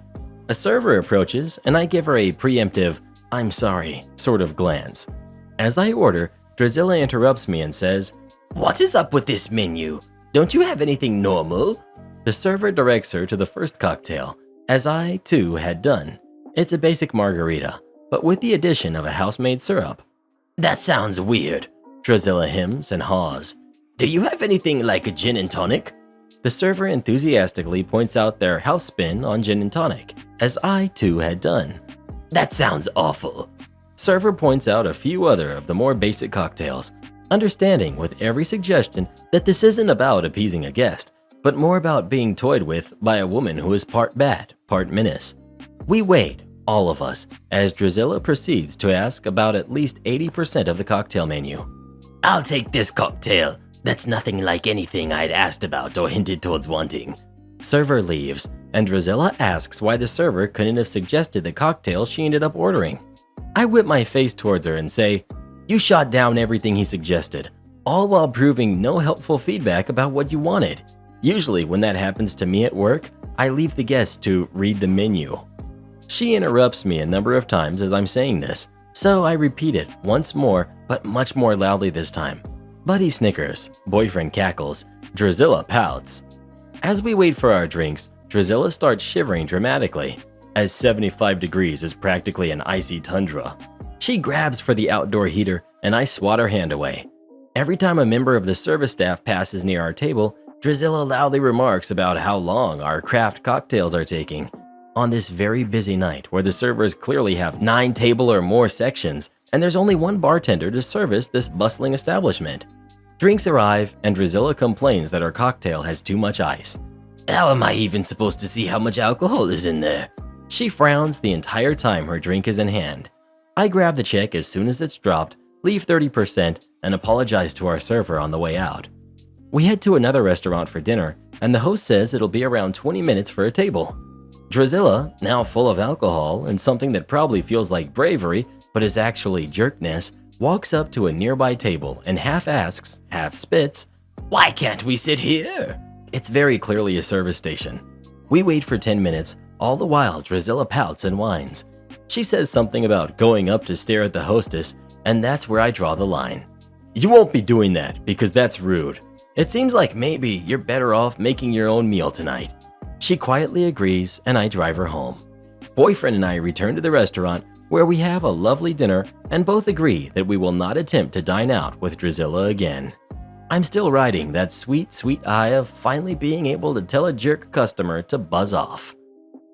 You can eat at the hotel. A long, long time ago, in the late 90s, when I was a young IT consultant, I was sent out of state on an assignment. The sales manager decided to make all of the travel arrangements for me and my coworker. We were to stay at a Holiday Inn type hotel that he booked for us. When I asked about daily expenses and a rental car, the sales manager told me that the hotel had a shuttle that would take us to work site and we could eat at the hotel restaurant. I tried to argue with him that I'd like to see the town or eat somewhere other than the hotel, but he wouldn't budge. He paid for the flights and the rooms, and we would charge our meals to our room. Anything else would be paid for out of our own pockets. I was young and broke, so I didn't have much of a choice. I settled into the expectation that I would have a boring week of hotel/work/hotel for 5 days. When my coworker and I arrived at the hotel, we were quite surprised to find that it wasn't at all a Holiday Inn type hotel, in spite of the fact that it had inn in the name. It was quite fancy, and the rooms were comfortable and spacious. The hotel restaurant, though, was something my lower middle class self had never experienced. This was a restaurant that didn't print prices on the menu. In fact, I couldn't even pronounce half of the items listed. Meals were a set cost regardless of what you ordered. Breakfast was $40 per person. Lunches and dinners were $60 per person. Knowing we had no car and no way to expense anything that wasn't charged to the room, my coworker and I dutifully ate 3 meals a day in the hotel restaurant. I had 5 days of filet mignon for breakfast and various gourmet lunches and dinners, while the hotel shuttle took us to and from the workplace all week. Now, years later, I'm not even sure I remember the city I was in or the work I was doing, but I remember a week of filet mignon for breakfast and the look in the eyes of the sales manager when he saw his credit card statement. That was a great trip. Am I the jerk for asking my husband not to bring his friend around? I'm 43, female, and my husband, who's 45, has a friend, Todd, who's 39, that he's been hanging out with since we moved to our new state for work 5 years ago. When we first moved here, I struggled to find a new job. Todd would make passive-aggressive comments about how nice it must be to have someone support me. When I told my husband about it, he told me that Todd was joking and didn't mean it. I told him that it offended me and that I didn't find it funny, and he told me that I was taking it out of context. Since then, Todd has made more offensive comments. Last month, when I brought my husband a coffee and some food to his work, he was working overtime and he was tired and hungry. Todd saw me in the parking lot and remarked about how nice it must be to have a wife that brings coffee and food on command. I told him that I was not a dog and do not talk to me like that. The next day, when he saw my husband, he told him about the conversation we had in the parking lot and said that I was rude to him for no reason. So I told my husband what he said, and I told him that I will not be spoken to like that. My husband told me that I need to relax and that he didn't mean to be rude. Last week was the last straw. I replaced my phone after 7 years of having it. I had been saving money for 6 months to pay straight cash for the new phone. Unbeknownst to me, my husband had ordered it for me as a surprise. I was so excited and happy to finally have a phone that worked right. The night that I got it, we went out to dinner and ran into Todd while we were waiting for a table. Apparently, he knew that my husband was getting me a new phone, and even remarked how spoiled I was and how hard my husband works for me to just spend his money. I saw red. I told him that first of all, I didn't spend his money, he did, that I have a job and I'm more than capable of buying my own phone, and that he was a petty, jealous jerk who was angry because he can't find a girlfriend who will put up with his crap, so he takes it out on me because I'm the only woman who will speak to him. We ended up just going home, and my husband gave me the silent treatment the whole ride home. As soon as we walked into the door, he told me that I embarrassed him. I told him that I was embarrassed when his friend told me that I was some kind of money-grubbing leech, and he just stood there and allowed it to happen. I told him that I do not want Todd around anymore and that he wasn't welcome in the house. My husband thinks I'm overreacting, and that's just how Todd is. Entitled mom lets her son destroy a 100-year-old antique table. I, 24 female, previously posted in another subreddit about one of my mother's younger friends, an entitled mom in her early 40s, who I first knew as carefree and wonderful until she had her first kid. That kid ended up becoming a complete brat, with her mother's encouragement. But entitled mom had another kid, a son who is 4 now, who I kind of liked because he wasn't as intense as his older sibling. As of last night, that has changed. For context, my mother's greatest joy in life, other than her kids, is antiquing. She dresses every room in her house very carefully and will stop at every vintage shop around to find a piece of furniture, sometimes using road trips to find new antique stores and examine what is inside. I used to hate going with mom to these stores, but since she took all 3 of us kids and told us that these used to belong to other people, I think it gave us an early respect for other people's things. We were never the kids to break stuff or jump on furniture, in our homes or anyone else's, and I'm pretty sure that contributed to it. When she was pregnant with my oldest sibling in 1990, mom found a small circular wooden table with 3 curved legs topped with a circle of marble. The shop proprietor told her it was 70 years old, so she bought it for a song, shined it up, and stuck it in their living room, where it immediately became a staple of our house. The coffee table lasted her through 3 kids' college graduations, a move in 2000, and countless family parties and events, still shiny and looking new and gorgeous. It's as much a part of the family now as any of us kids. Now to last night. Entitled mom's birthday recently occurred, so she had given mom a birthday celebration last month. Mom decides to return the favor, inviting entitled mom, her husband, and their kids to our house for lobster. Already, I'm not a fan of this. Whenever entitled mom and her kids come over, my mom makes a serious effort to give the kids something fun to do while the adults talk. We have a collection of coloring books, blocks, dolls, Legos, puzzles, action figures, and a TV in the basement from when my siblings and I were growing up, and mom even bought them some new toys herself. But inevitably, the kids will play down there for 2 minutes and then come to their mom to complain that they're bored, then proceed to wreak havoc on our house.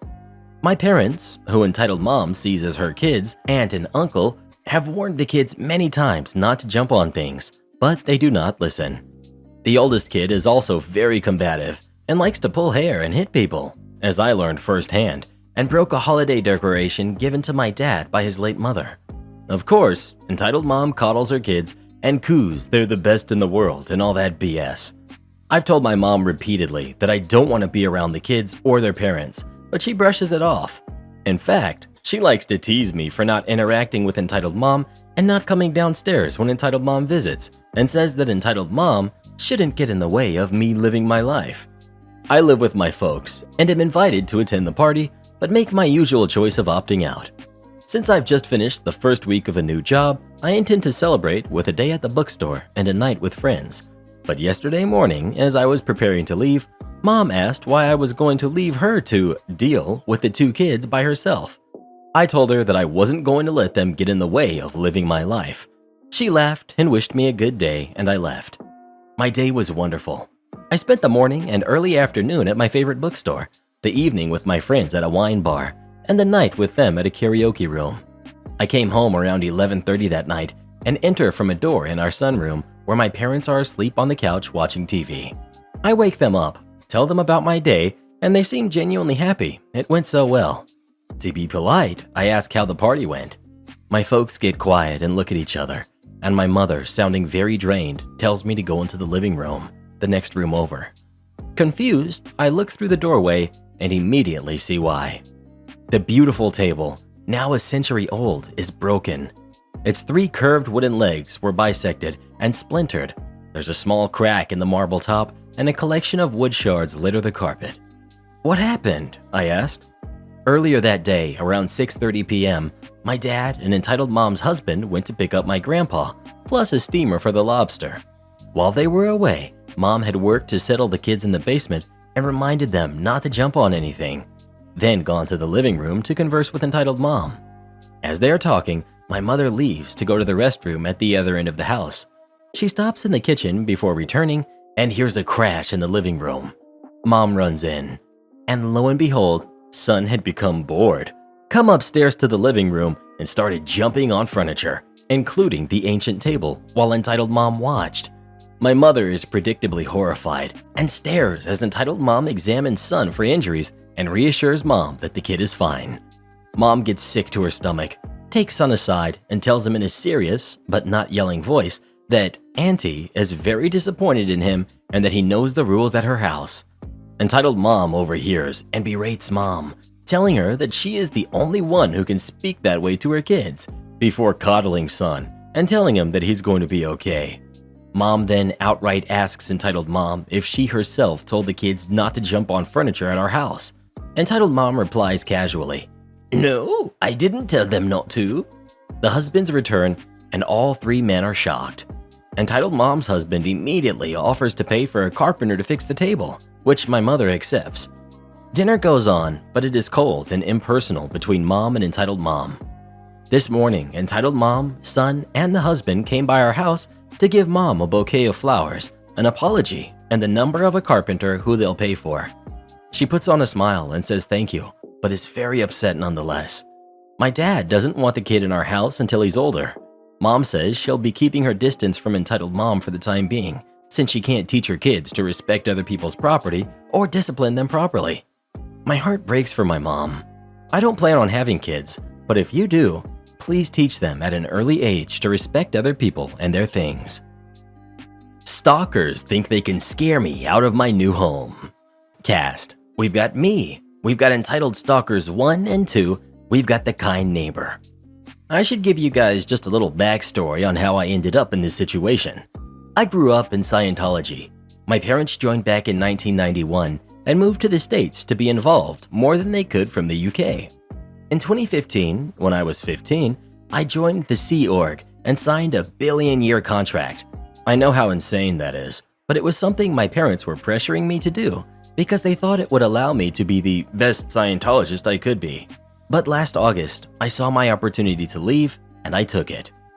I was sent out with a group of other Sea Org members to confront some people who had been declared as suppressive peoples who were outside the building. When one of them said that they had a permit to film some stuff in the street, and since it was public that we couldn't stop them, and that it was in the car parked about 5 minutes away from where we were. One of the women I had come out with me told me to go with the guy and check it out, so I did. When we got around the corner, I told the guy I wanted to leave, but hadn't been able to because there was always someone watching. He suggested that maybe since we were out of sight, maybe we could get into his car and he would drive me to a hotel and get me to a room so I could plan where I could go after a couple of days. So I took the opportunity and got into his car and finally felt so much freedom that I had never felt before. He also had been a Scientologist and had escaped the gold base years ago, so understood my situation very well. And once I figured out that I wanted to go to Washington, he got in contact with some friends of his who were able to get me there without Scientology having any way of tracing my movements. I have been here ever since. I live in a nice neighborhood, well, at least to where I had been before, and had managed to get a job working in a coffee shop. I've been so happy to be free, but I never fully stopped looking over my shoulder. I know the policies regarding people like me, and I've been keeping an eye out for them ever since I left. 2 months ago, I noticed that a car with tinted windows was following me. I knew it was down to Scientology. They had somehow found out where I had moved and were trying to gather information on me. Last week, they finally knocked on my door. Even though I knew it was going to happen sooner or later, I was shaking. My neighbor, who has always been really kind to me, was over. She comes over sometimes just to check on me, and she'll bring me food if she feels like I haven't eaten properly. She's basically been like a mom to me, and I love her for it. I opened the door and things got really uncomfortable really fast. Stalker 1. Your parents have been worried about you, and you're hiding out here. Why? Me. I'm not hiding. I just don't want to be in a cult anymore. Stalker 1, shouting. Liar! You are a criminal. You broke your contract, and you fled. You are evil. Kind neighbor interrupts. Hold on a minute. Stop shouting. OP is not evil, and she is free to live her life as she pleases. Now leave her property, or I will call the police. Stalker 2, holding a camera pointed at my face. You are a suppressive person. You may not set foot in any Scientology building again. If you do, we will have you charged for harassment. I'm confused. But you're the ones who tracked me down. I know the policies. I know I'm a SP. I know about being disconnected with my family. So what do either of us gain from you being here? Kind neighbor. Put the camera down. Stalker 1. No. Kind neighbor closes the door in their faces and goes to close the curtains, as I told her that they would probably try filming through my windows. I went and closed all the other curtains in my home, and after kind neighbor left, I locked my doors too. They're still watching my house from a car across the street, and I feel uncomfortable about going outside. I know what kind of methods they can use when they are fair gaming an SP.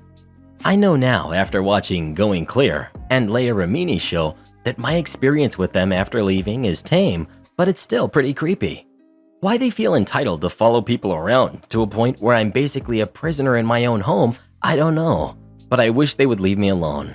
I'm not sure what information they have gathered on me, but I know whatever it is will have been sent back and it will be used against me in some way.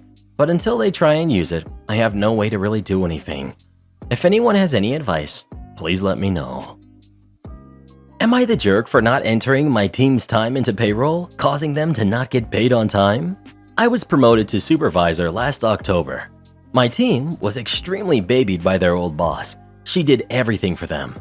They're all adults. I'm talking most of them have degrees and are past college age. This is an entry-level position, but I've been trying to make them more self-sufficient and prepare them to get promoted and be ready to take on more responsibility.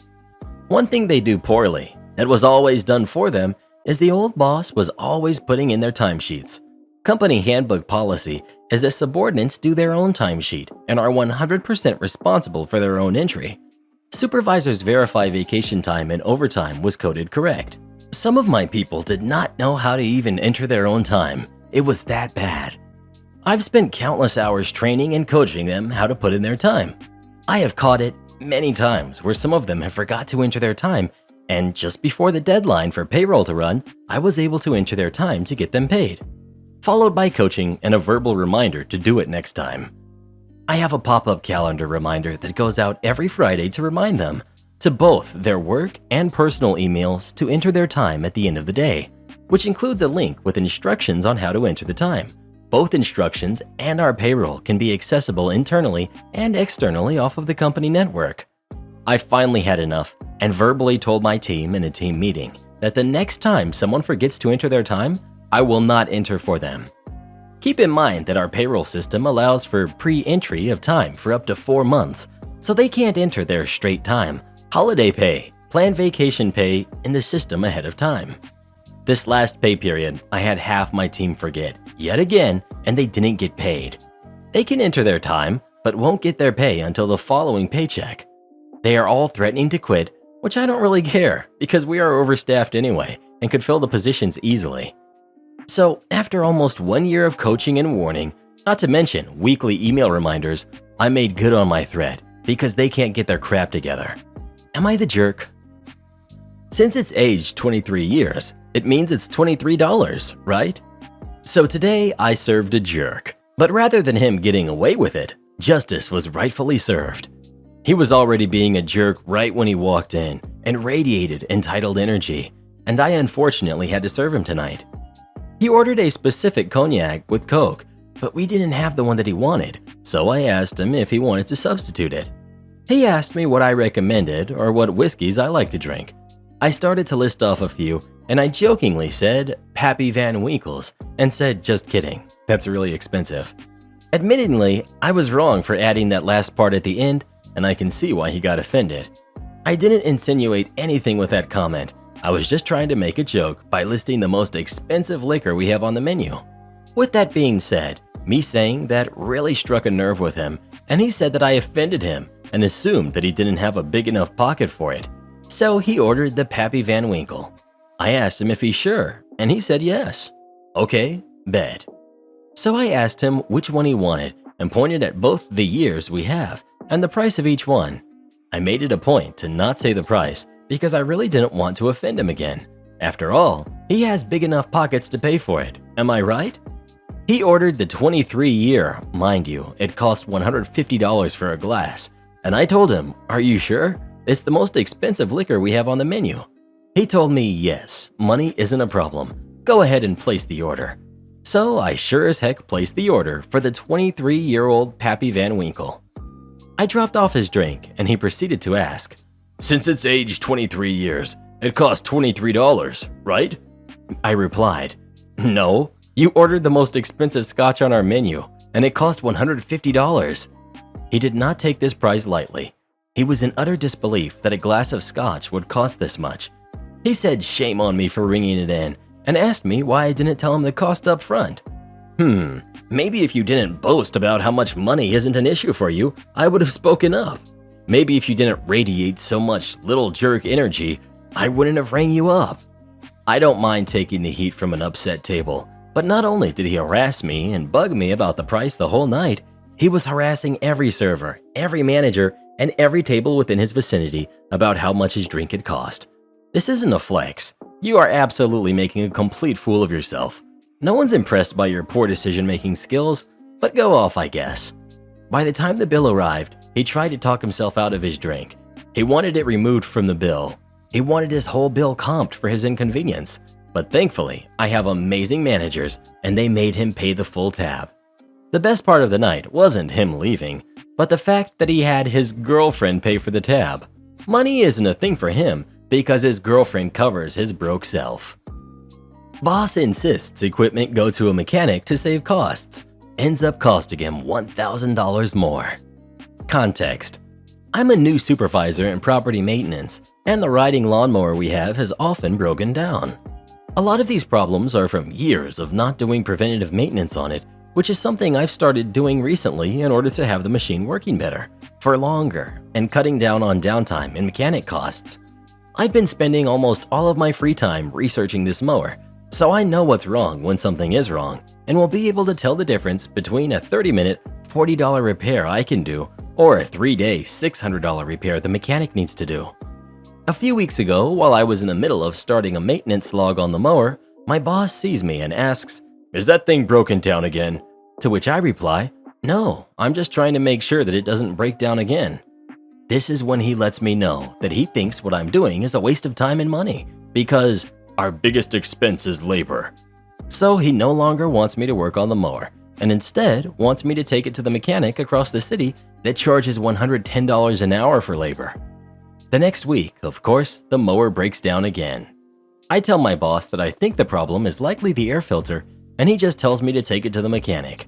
Me and the whole crew spend 45 minutes driving across the city to the mechanic, drop off the mower, and sure enough, they had to replace the air filter and it took them an entire day. They also told me that they had looked the whole thing over and found no other issues and charged us a few $100s. 2 days after getting the mower back from the mechanic, and it began having the issues again. I knew it wasn't the air filter, but the fuel filter looked extremely dirty. Once again, I told my boss, and he told me, Take it to the mechanic. Back we go. I tell the mechanics that the fuel filter looks bad and describe the issues I'm having. They say it's probably the fuel pump module, so they replace that and don't touch the fuel filters. This is another 3 hours of labor they charge us, plus parts, and the problem still isn't fixed. We get the mower back from them, and once again it breaks down on someone's front lawn. I call the mechanic. He acts confused, then asks us to bring it back for them to work on it more. This time they keep it for 3 days. I told them something was wrong with the fuel filter, and they insisted it must be the fuel pump, and took the whole fuel system apart just for them to agree with me that the problem was the fuel filter. Essentially, because my boss insisted that whenever there is a problem with the riding mower, we take it to the mechanic, even if I can fix it, it cost us nearly a full week of lost work, plus over $1,000 in mechanic costs, when I could have had it back up and running within 2 hours and for under $100. Am I the jerk for telling mom, no apology, no wedding invitation, after seeing the wedding gift she gave my fiance? I, female 25, am getting married to my fiance, Kevin, next month. My family loves Kevin and Kevin loves them. However, my mom is the brutally honest type who constantly dishes out her opinions and thoughts on what people wear, how they look, how well off they are. Mostly negative, tasteless, backhanded comments. She says she can't help it and that no one should be offended when she's just being honest. When she met Kevin, she kept making comments about him, his car, his degree, etc. With time and strict conversations, I was able to get her to show some respect, but she kept annoying Kevin by constantly talking about his hairless face. His face is clean shaven. He doesn't have a beard or a mustache, which he can be very insecure about. He comes from Irish origins, so he's white. He has no facial hair, while I'm Hispanic. Mom made jokes with her husband about how unmanly it is to not be able to grow a beard or a mustache. These comments hurt Kevin so much. I had a very stern conversation with her, and she said, "Oh, I didn't realize those remarks were offending him. I was just teasing him." Or, "You know me, I'm just giving my humble, honest opinion, so he shouldn't take it personal and should learn that this is how I am." She ended up sincerely apologizing to Kevin, and we left it at that. As the wedding is approaching, Mom decided to give Kevin a wedding gift and also to let him know how sorry she was for her past behavior. She invited the whole family for dinner and decided it was the perfect time to hand Kevin his wedding gift. He thanked her, but she insisted that he open it up right then and there and show everyone what she got him, since she knew him that well already. He opened the box and he found a set of shaving tools with shaving cream. Kevin stopped for a second and kept staring at the gift. My stepdad took it and showed everyone. Then Mom and others started laughing while stepdad kept saying, "You get the joke, Kev? You get the joke?" And my brother running around the table laughing with everyone. Kevin got up and walked out. I was so mad I lost it on Mom, asking why she did that and humiliated Kevin in front of everyone. She told me to relax. She was just messing with him, but I said she knew how he felt about this topic and demanded she apologize, but she said no since she wasn't responsible for his reaction and thought he was going to laugh along. I angrily said, "No apology, no wedding invitation, period," then walked out. She freaked out, trying to say that we overreacted to a joke, and my brother said I was crazy to exclude Mom from my wedding over something so stupid. He said Kevin should get over it since it was a joke, but I refused to send an invitation and withheld until/unless she apologizes. They think I'm being unreasonable choosing this to be my hill to die on and called me disrespectful for how I treated my mom. I'd like to point out that my brother and stepdad and uncle sometimes take part in teasing Kevin. My brother, who's 31 years old, would sometimes either brag about his goatee mustache in front of Kevin or tell an indirect silly joke about the topic, which would irritate Kevin and just spoil any family gatherings we have. But Mom is the one who started this whole campaign, and I've already had conversations with her about it. Kevin is American, but has Irish origins. Customer using manager as his own personal shopper. I work at a mid-sized convenience store, and let me be clear, we do not offer personal shoppers. I work at the till and notice my manager running around fetching items for a middle-aged gentleman with a trolley. In between customers, I quietly joked to my manager, "You should get paid to be a personal shopper." And my manager responded, "It's not as if I have work to do." Needless to say, I was not looking forward to serving the guy, and I was quietly hoping he would go to the self-service machines. Nope. He started putting the items on the table one at a time. He was sorting the items and put some of them far away from me and some of them closer to me. He found out he was missing scones and asked, "Where's the scones?" I politely said to him, "They're by the bakery aisle." I thought he would go get it himself, but he yelled at my manager to grab the scones for him. My manager politely obliged. There was a long queue, and I started to scan items as he put them on the table. I had finished with the closer items and started to scan the items he placed farther to me. However, he was not pleased with this and yelled, "Stop! Scan the frozen items first." "Okay," I replied. This caused a lot of delays as I had to wait for him to put the frozen items and had to stop scanning while he messed around his trolley getting the frozen items. All the time he was complaining about being a slave to the missus, and this was not his first time shopping. He also said, "You wouldn't understand since you're not married." I politely suggested that he use our online click and collect service if he wanted someone to do the shopping for him. I also suggested he use our competitor store delivery service. At that point, I didn't care if we lost him as a customer, but it's a small price to pay if it meant my colleagues didn't have to deal with him. He couldn't hear me over the noise of the store. The mask muffled my voice a little. He asked me to speak up and speak slower. I just nodded and pretended to listen to his moans. It was a noisy store, and I could only hear half of his complaints. He paid and said, "I will make sure you have not double charged me." He spent the next 3 minutes blocking that cash register, checking the long receipt. While he was doing that, I said, "While you're checking, let me serve the next customer." I gladly left him to his own devices and went to cash register 1 to serve the other customers. He was finally happy and said, "You did all right," before leaving. Neighbors that constantly ask for help. We bought a house in April, and the neighbors across the street from us are in the process of moving out. They have a huge house, 6 bedrooms, 5 bathrooms, that was top of the line 25 years ago. It was listed for $600K about 6 weeks ago. They took forever to pack, has been pending 3 times, and is now at $500K, so I'm assuming an inspector is finding an issue. Other houses in my neighborhood that are not that size are selling. They asked us to help change light bulbs and fix little things, which was perfectly fine. However, they've started sending requests, pointing their frame of the screen patio, replacing faucets, cleaning their house. We painted their screened-in patio because we thought, mistake, it was the last thing they'd ask, and we honestly felt bad because the house is in need of some major TLC. It's got original carpet that has been cleaned and stretched so many times that it is desperately in need of being ripped out. The bathroom tubs are peeling.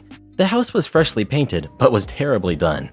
When they put it up for sale, they left some huge furniture that they requested us to sell, and we could keep 10% of the profits, and acted like this was a huge reward. It's a 20-year-old couch, mattresses, 3 dressers, and other outdated furniture that is worth nothing and weighs a ton and is upstairs. So obviously it didn't sell for anything and is still sitting upstairs in their house. One person came for a dresser and it was too heavy for us to move, so we figured this is all custom built and assembled in the room. When they left, they requested us to do daily walkthroughs and send daily reports of their house, which is fine, but we stopped after a week because we have our own house that we are working on. Work, and are not trying to spend weekends and time off at someone else's house when we literally bought a house to spend time here. We both get up at 4 a.m. for work, get home around 4:30 p.m., eat, and sometimes we'll literally nap the majority of the rest of the day. Yesterday was one of those days.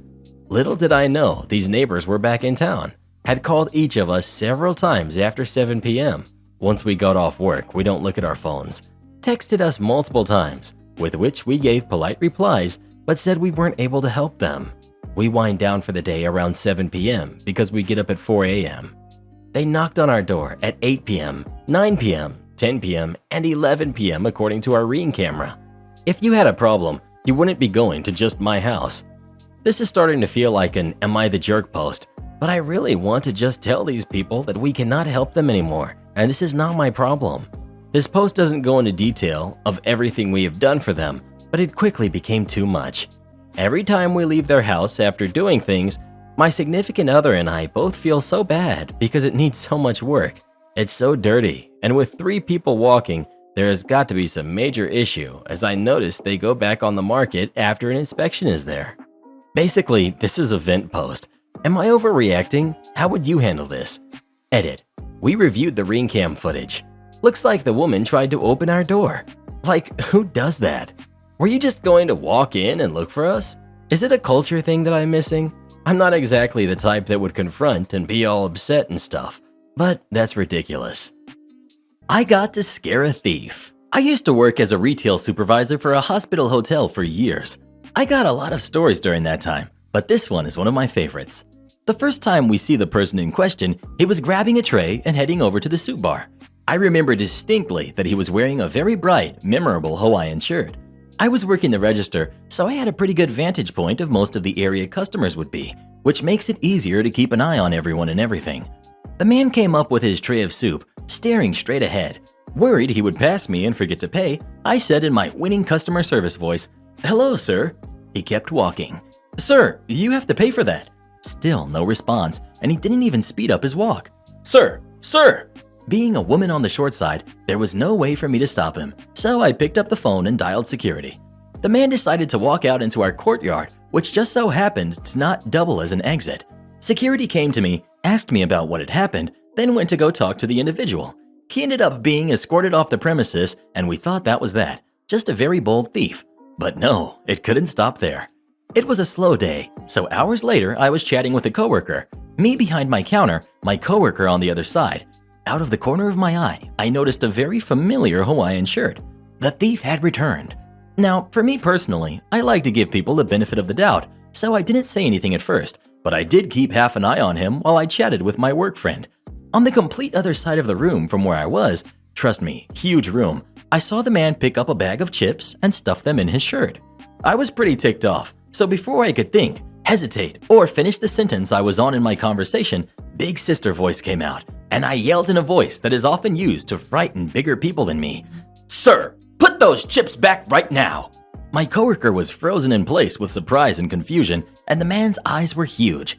There was silence for a few moments as I did my best to keep up the stern expression I had. He walked over to me, and it was suddenly very obvious how much smaller I was. Without saying a word, he took the chips out of his shirt, laid them down on the counter in front of me, and trudged away. For years after that, it was my coworker's favorite story of me, and one I tend to chuckle at now.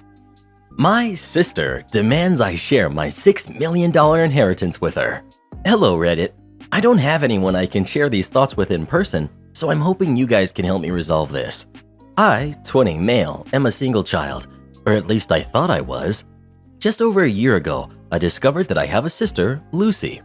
The story goes that my mother had a kid with her first boyfriend while she was in college, and they couldn't support her, so they opted for adoption at birth. My father was aware of this, but I was never told. Anyways, about a year ago, she made contact with our mother. They've gotten on pretty well, keep in touch, and go on the odd lunch. Lucy's also attended a couple of our family events this past year. Her and I get along fine as well. We're different people, so not friends, so I sort of see her as an acquaintance/friend of the family, I guess. It's a little odd because I know we're closely related, but at the same time, she doesn't feel like family, if that makes sense. Okay, so there's the backstory. Now on to the dilemma. Our grandparents on my mother's side both passed a few years ago. My mother was their only child, and I their only grandchild, and they left their entire estate to me. This was known to my parents and me before they passed, as they had expressed it when they made their will. My parents are well off financially. Mom's a nurse, dad's a doctor, and so they were fine with the arrangement. I was given access to the money on my 20th birthday, and the sum of money was much larger than I expected, totaling around $6 million. This is why I can't really talk about this with anyone impartial, because I don't really want friends, etc. to know. Anyway, a few weeks ago, my mother set me down and asked me to share the money with Lucy. Now, here's the thing. Like I said, to me, Lucy is essentially an acquaintance. I know we're related by blood, but I don't exactly feel the type of connection to her that would merit giving her such a large sum of money, or any money at all for that matter. So I explained that to my mother, and she wasn't exactly happy with my answer. She believes I'm being extremely selfish, and that Lucy could very much benefit from this money as well, since she's still a college student and in debt. Here's why I think I might be the jerk. I don't really see that as my problem. I believe family is who feels like family, not who shares your DNA. Secondly, my grandparents were aware of Lucy's existence, even though they never met her, and they chose to leave everything to me all the same. Also, it is not as though Lucy grew up poor in the foster system or anything. She was adopted at birth by what seems like two great people. Her adoptive parents are an accountant and a teacher. P.S. I do not plan to just hoard the money. I'm starting law school this year and plan to use it to start my own firm once I'm finished. So go forth and judge me, please. Am I being a selfish jerk here? Or am I justified in thinking that simply being related by blood doesn't merit any claim here? Karen demands I get rid of my Daddy's #1 Princess t-shirt. I, 20 female, lost my dad 2 years ago, and since then, it's been revealed that he had another daughter, Amanda, who's 25. Before my dad met my mom, he was involved with another woman and dumped her when he found out that she was engaged to another man. The guy was military and overseas, so my dad had no way of contacting him, and he didn't know the woman well enough to reach out to any mutual friends, although my dad did later regret not trying harder. Unbeknownst to my dad, he accidentally got her pregnant, and she tried to pass Amanda off as her fiancée, but it didn't work. She eventually married someone else, but later divorced, and the guy completely cut contact. Because of this, Amanda always wanted to know who my dad was and tried reaching out to him, but didn't have much luck because, again, they didn't know each other long. My dad wasn't from there. He moved away and changed his contact information. Eventually, Amanda got a hit through 23andMe through my cousin and reached out. By that time, my dad was already gone, but his parents, siblings, and their kids were more than welcoming. My brother and I were pretty weirded out by this, and since our dad wasn't on her birth certificate, we didn't believe her until there was a DNA test. I wish I could say that this was some magical moment where we all hugged and are now besties, but honestly, I don't feel this strong familial tie to her because I didn't grow up with her. My brother says he feels the same, but we both make the effort to be nice when she's around. Up until Amanda came around, I was my dad's only daughter, and because of this, he had a lot of daddy's favorite daughter type of things because I was his only daughter at the time. It was like a fun little joke between us. Out of all the things he's given me in relation to this theme that I cherish most is a custom-made t-shirt he got me with a picture of us at a father-daughter dance when I was 12 and the caption, "Daddy's #1 princess." It was one of the last things my dad ever gave me and I love it very much. I never showed it to Amanda, but I guess someone else told her and she gently confronted me about it and asked me to get rid of it and anything else like this. She expressed how she's been in therapy to cope with never having a true father figure and that her actual father passed without ever meeting her, and knowing that I was his favorite daughter was really upsetting her. I told her that while I am sad about this situation and won't ever bring it up around her, I'm not getting rid of it. I thought Amanda and I had an understanding until my aunt called and berated me for not being respectful to my sister's feelings, and that getting rid of a t-shirt that I don't even wear is a small sacrifice because I at least have the memories of having a loving father while Amanda doesn't. Am I the jerk? ETA, because I keep seeing this, I just wanted to clarify certain things. 1. My mom and dad were never married and broke up before I was born, and I'm currently living with her, so that's where the bulk of my daddy's #1 princess types of things are at, and Amanda has no reason to come to my mom's house, so I'm not worried about things going missing. 2. I have spoken to my brother, and he agrees that so long as I don't wear them and or bring them up around Amanda, I should have the right to keep them. 3. My grandparents are trying to stay neutral in this because they see both sides of the argument. Am I the jerk for telling my employee they can't eat before their break? Newly promoted. I have an employee who consistently comes in my opinion, not ready to work. 3 days, 12-hour shifts, ER hospital. As soon as she comes in, busy or not, she claims she can't do anything until she goes and gets a coffee. Then 3 to 4 hours into her 12-hour shift, she orders food to be delivered and claims she can't do anything because she needs to eat or she's going to get very angry. This includes not answering code blues or responding to emergencies while she eats, and she takes 20 to 30-minute breaks. I've compromised and told her she can take her break early then, and she told me that doesn't count as her break because she doesn't use her break to eat. She uses it to drive around and de-stress. So 6 to 7 hours into her shift, she takes a 30-minute break. I've also told her she can nibble on a snack when we aren't busy as long as she responds to any emergencies and resumes working as needed. But again, she tells me she's going to get very hungry if she doesn't get food in her. I've asked her if she eats before she comes to work, and she tells me no. She barely wakes up on time to get to work as it is, and she won't wake up any earlier to eat at home. I have personally brought snacks that can be nibbled on throughout the shift if an employee just needs something to get by. From my understanding, in the past, this behavior was allowed because we weren't busy and had a lot of downtime. But since lockdown started, we have been very busy. We are missing over 50% of our staff, so I can't have an employee waste this much time on the clock. We have 50% staff because people chose to find a different career field that was stay at home. We're getting paid more for working less as a travel, compassion fatigue, not because of one break that's always been the standard for decades. Now she's telling new employees that I starve my staff and overwork them. But I just don't see how I'm being unreasonable here. I eat before I get to work and bring my own coffee from home to sip throughout work. If she can't make that effort to be prepared for a 12-hour shift, I can't help that. That's her decision. I need to know if I'm the jerk before deciding how to address this. ETA. I did not expect for this to blow up. Just to clear the air, we work in a hospital setting with direct patient care. We have always had one 30-minute break. This employee has worked this type of shift for 8 years now. This is a typical shift for a hospital worker. Nobody else has a problem with this and can do time management to eat on the go as needed or take the time to sit when slow. There are plenty of opportunities for her to work 8-hour shifts instead, and she chooses to work 12 to get 4 days off.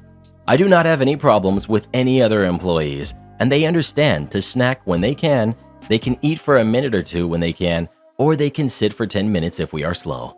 This employee is doing this when we are busy and not able to sit at the moment, and she refuses to do any work during this time if needed, including not responding to code blues, asking others to cover for her workload. Other employees are upset with having to cover her workload. I do provide snacks that can be nibbled on, but she refuses to eat those and wants full meals that require her to sit for 20 minutes. Again, she chooses to not eat during her break, so that's why she's eating while working. I'll clarify that the snacks I provide consist of guacamole, queso, salsa, and chips, breakfast tacos, sausage rolls, donuts, yogurt, fries, fruit, trail mix, nuts, salads, bread, deli meat, PB&J, and condiments. These employees are allowed to eat these when they can, as long as it doesn't interfere with patient care. Am I the jerk for walking out on a bachelorette party when I'm the maid of honor? I went to a bachelorette party in Atlantic City. After a 4-hour drive, the bride, who we'll call Melissa, could not be bothered to get out of her seat and give me a hug or introduce me to the other girls. No one made any effort to get to know me at dinner. When the bill came, the girls said we'd split it evenly, which was unfair to me because I don't drink alcohol, and they all ordered multiple drinks. There were 11 girls, and I didn't want to be the only one who didn't want to split the bill, so I ended up having to pay $65 for my $13 meal. Then we went to a nightclub. When we got out around 2 a.m., my ears were ringing so much I couldn't sleep that night. Despite not sleeping, I got up early Saturday because we were going to an escape room at noon. I made the entire house breakfast so the girls could eat quickly and we could make it on time, but they overslept and we missed it. Then we got brunch, and the ride over was a nightmare. I should mention I was appointed designated driver. Half the girls took an Uber since my car only seats 5 people, and the other half went with me, including Melissa. It was storming in AC, and the streets were flooded. I'm talking water up to my thighs. I didn't think my old car would make it. The girls could see what kind of car I drive and decided to complain about how they can't file their taxes jointly with their husbands because their combined income would be over $400,000, all while I chauffeured them. Not only was splitting the bill unfair to me because I don't drink, but since I was driving everyone around, I was the only one paying for gas and parking fees. They insisted on splitting the brunch bill too, so I had to pay $45 for my $15 lunch. After the rain stopped, we went to the boardwalk to do a scavenger hunt. Melissa chose the teams, and she didn't even put me on her team. I'm her maid of honor, and yet she didn't want to spend that extra time with her best friend? Then the girls wanted to get drinks on the boardwalk, where I was again excluded from conversation. I was the only quirky girl amongst sorority types. We were scheduled for a booze cruise with an arrival time of 5:30 p.m. So as it started nearing 5, I said we should get going, but the girls wanted to finish their drinks and we had to scramble to get out of there. Again, half the girls took an Uber and the other half went with me, but we couldn't find my car. Melissa started flipping out about missing the cruise, so the girls took an Uber and ditched me in the parking garage. At this point, I broke down and started sobbing. I drove back to the Airbnb, $450 per person, and packed up my stuff. I left around 9 p.m. and drove through the night. No one texted me to see if I made it home. Melissa hasn't talked to me since. I guess she's mad at me for leaving. Am I the jerk for leaving? Did I overreact? Bruh, that one hit me right in the feels. I can't have a pay raise, but my work trip hotel bills are paid for? Okay. My first proper job was around 1990 in London, which is famously one of the more expensive cities in the world. My salary was £1,000 per month, easy to remember. I don't know what the national or London average salary for a young graduate was back then, but I was definitely earning at the low end of the pay spectrum. Especially because it was work that required some quite specialist skills and a lot of discretion. I can't give details without risking of making myself identifiable, but let's just say that the organization was owned by one of the wealthiest men in England, and my task was politically sensitive, as I had access to private information about some very famous public people. The pay was bad, but I enjoyed the work, and one of its big perks was that I had to go to Paris for about 1 week each month. While I was there, my hotel was paid for automatically, and my meals were reimbursed when I submitted receipts.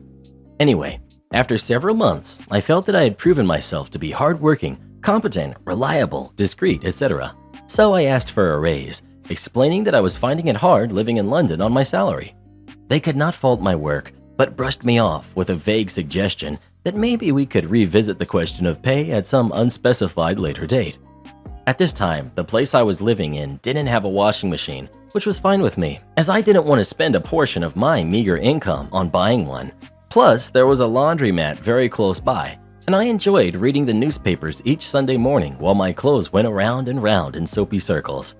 Once or twice, though, I had to go to Paris late in the week when I didn't have a lot of clean clothes, so I'd take what clean items I had and get some socks and underwear cleaned by the hotel laundry service after I had worn them. It soon dawned on me that my bosses never queried the extra expenses of laundry. Maybe the hotel just billed them for the total amount of each of my visits, without itemizing the details. I don't know, and I didn't ask. Cue the malicious compliance. Apparently, I couldn't have a pay increase, but I could get laundry done at the hotel in Paris. Okay. For the rest of the time I worked in that job, I used to save up all my dirty clothes, including shirts, trousers, etc., and take it with me from London to Paris to have it laundered there. I felt a bit bad about this because hotels always charge exorbitant prices for this service. Washing my clothes was maybe costing an extra £20 each trip I made, but I was saving myself £2 at the laundromat. There was never any fallout as such for the laundry issue. After a year, I told them that I had been offered a paid internship in the USA, and they said they would increase my salary if I stayed working for them in London, but I took great pleasure in telling them that their offer was too little too late, and that I wasn't interested. Malicious compliance used for good instead of evil. My story occurred many years ago when I worked at a regional supply warehouse for a company who specialized in a certain kind of widget. I worked in the office taking calls from customers and working with the warehouse staff to get orders picked and shipped. Office staff communicated with the warehouse over the PA system.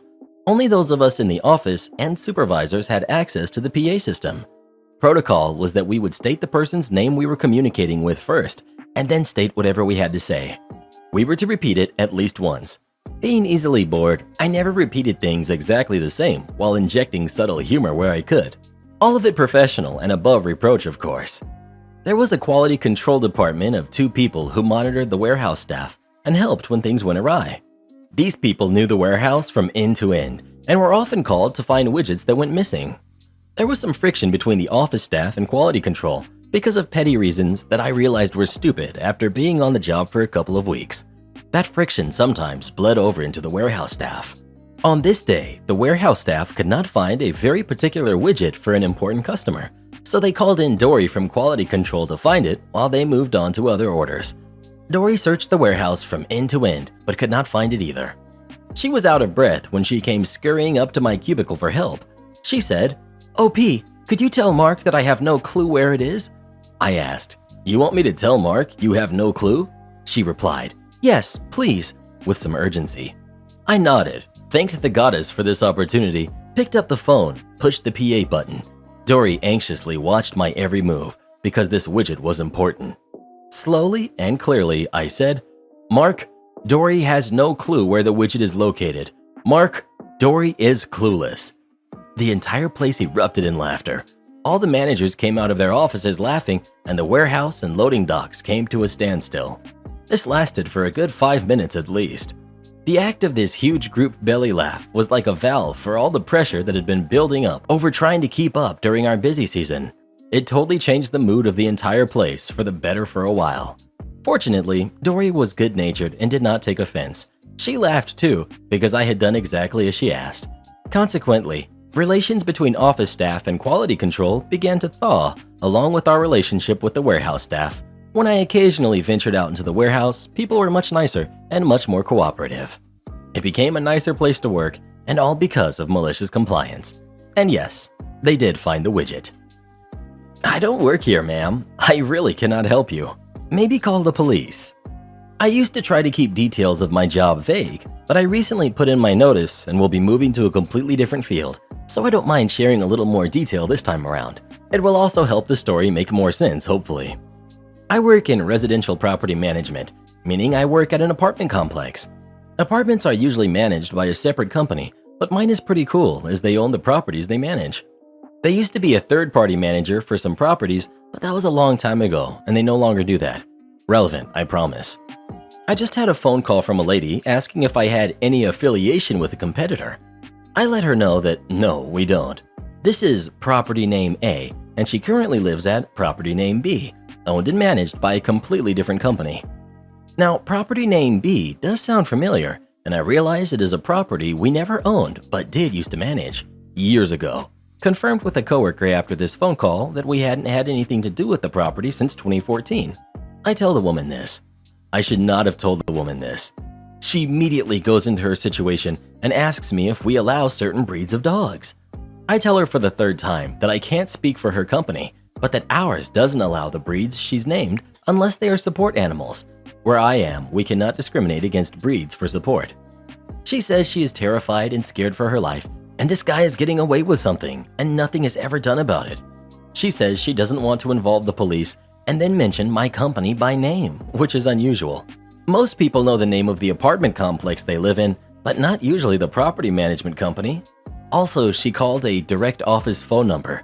The advertised phone number goes to our call center, so I have no idea how she found it. I don't think she was a current resident at our place, because how would she know about property name B? Anyway, back to the story. I try to tell her to call their office, and she interrupts me to angrily say they never answer the phone and are never inside the office. I tell her that I would tell my own residents, again referencing that I don't work for her apartment complex, that if they ever feel in danger, they should call the police. She gives me more details that I can't do anything about, and she gets even more upset. I'm not annoyed that she was angry on the phone. Feeling scared at the place you live is a legit reason to be upset, but I cannot possibly do anything about it. After my police comment, she said she sees how it is and hung up on me. No fun resolution, just a leasing agent left scratching her head. The end.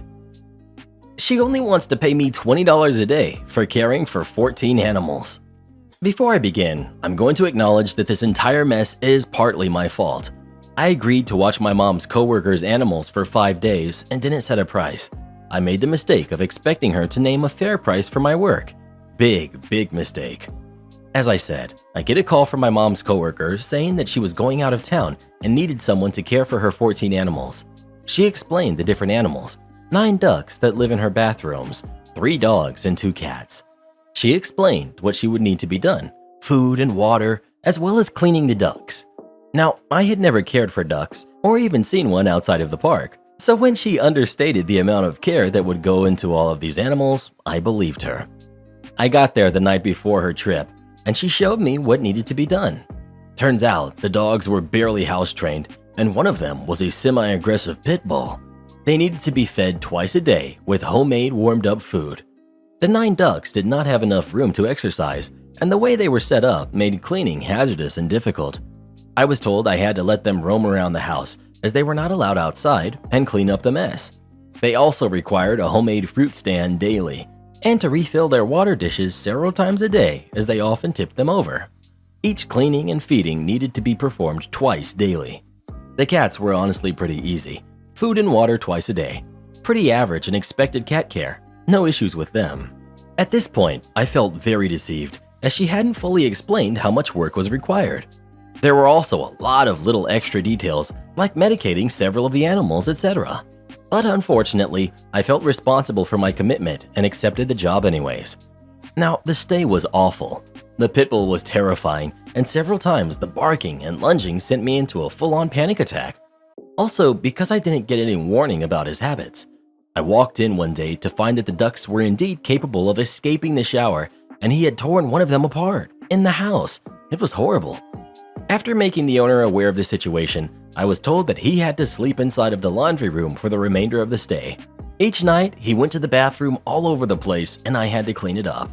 Along with a difficult stay, her house was about 30 minutes out of town, with no Wi-Fi or cell phone service. I also was in charge of picking her up and dropping her off at the airport. When she got home, she handed me a bundle of cash, and I made another mistake of not counting it until I got home. This woman is very wealthy, and I assumed that she was going to pay a fair price since she could afford it. Turns out, she had only paid me $100.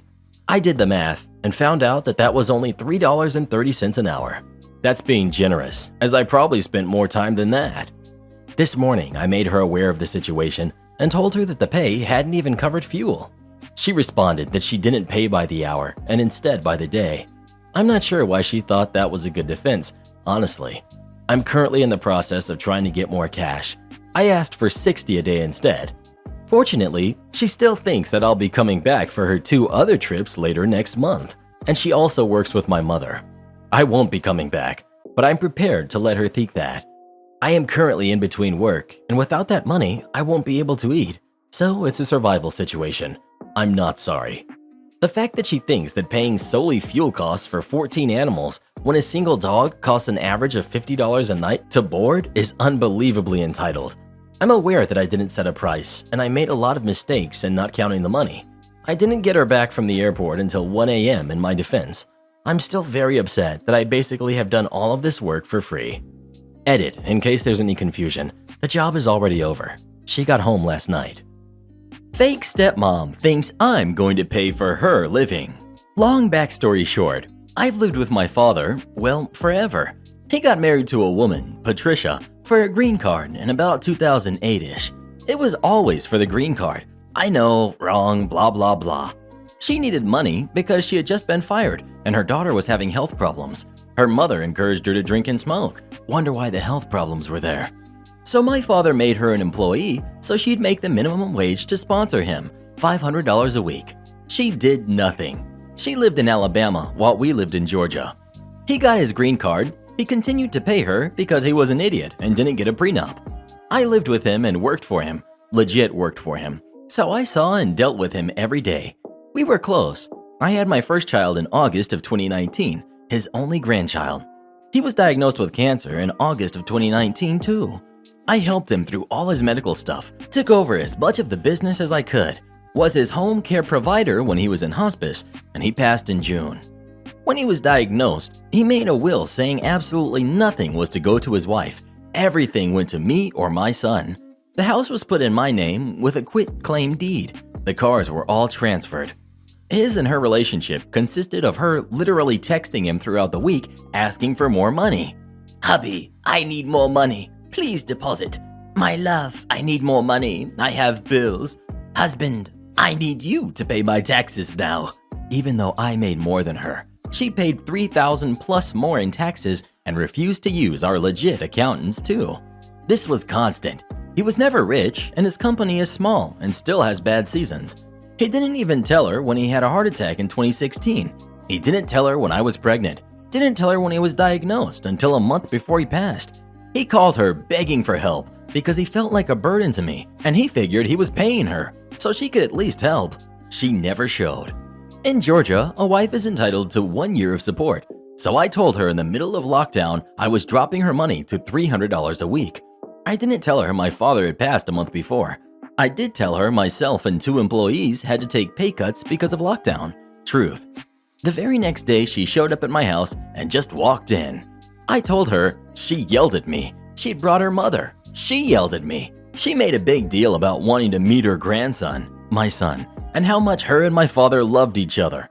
Lie. My father hated her. She left and I thought it was over. I was going to continue to pay her $300 and nothing else. Then the threats started. How dare I have lied to her? How dare I cremate him? His choice. I had to have her approval. I needed to pay her more because it's what he would have wanted. She also was going to come and take what belonged to her, his ashes and all of his personal belongings. She left a purse with him with some immigration stuff in it, which she also wanted. I told her to buzz off. A couple days passed. I went to visit a friend 2 hours away on a Saturday. She showed up at my work demanding I meet her there right then and now to give her all of her stuff, including my father's laptops, phones, and ashes. She threatened to break in, call the cops on me, everything. I was literally in tears on the phone with my immigration lawyer, the probate lawyer, and 911, Both lawyers are wonderful people and knew if I called on a Saturday, it was an emergency. They eventually left, telling me on the phone that I was a jerk and they were going to get me, Patricia and her mom. Drama happens and I hear nothing from them. I've been paying the $300 a week. She texted me today asking when I was going to pay her taxes. I said never. She told me it was my job to pay them. That's what my father would have wanted because he loved her and didn't want us to be like this. I told her all I had to do, according to law and will, was pay her 1 year of support, which I was doing since the day he passed. She flipped out and called me a liar and how much my father loved her and he'd never want this to happen to her. The jerk expected me to continue to pay for everything for her until when? She passes? I must pay her cable, her taxes, her everything. Entitlement. Edit. I never expected to get this response. Normally I get a couple people, but the amounts of people reinforcing how entitled she is gives me new fire to continue ignoring her craziness and drop her as soon as I can. Thank you all for the awards as well. I don't often get any, and I was really excited. Have you ever had anyone try to use you for money? If so, what did you do about it? Please let us know. Parents mocked my business, so I kicked them out. My parents forced me to study a STEM degree that I had no interest in. I wanted to be a photographer. I ended up dropping out after 2 years. I worked a minimum wage job while I built up a clientele. I had a pretty successful Insta page and started a side hustle helping other photographers and companies to set up social media profiles.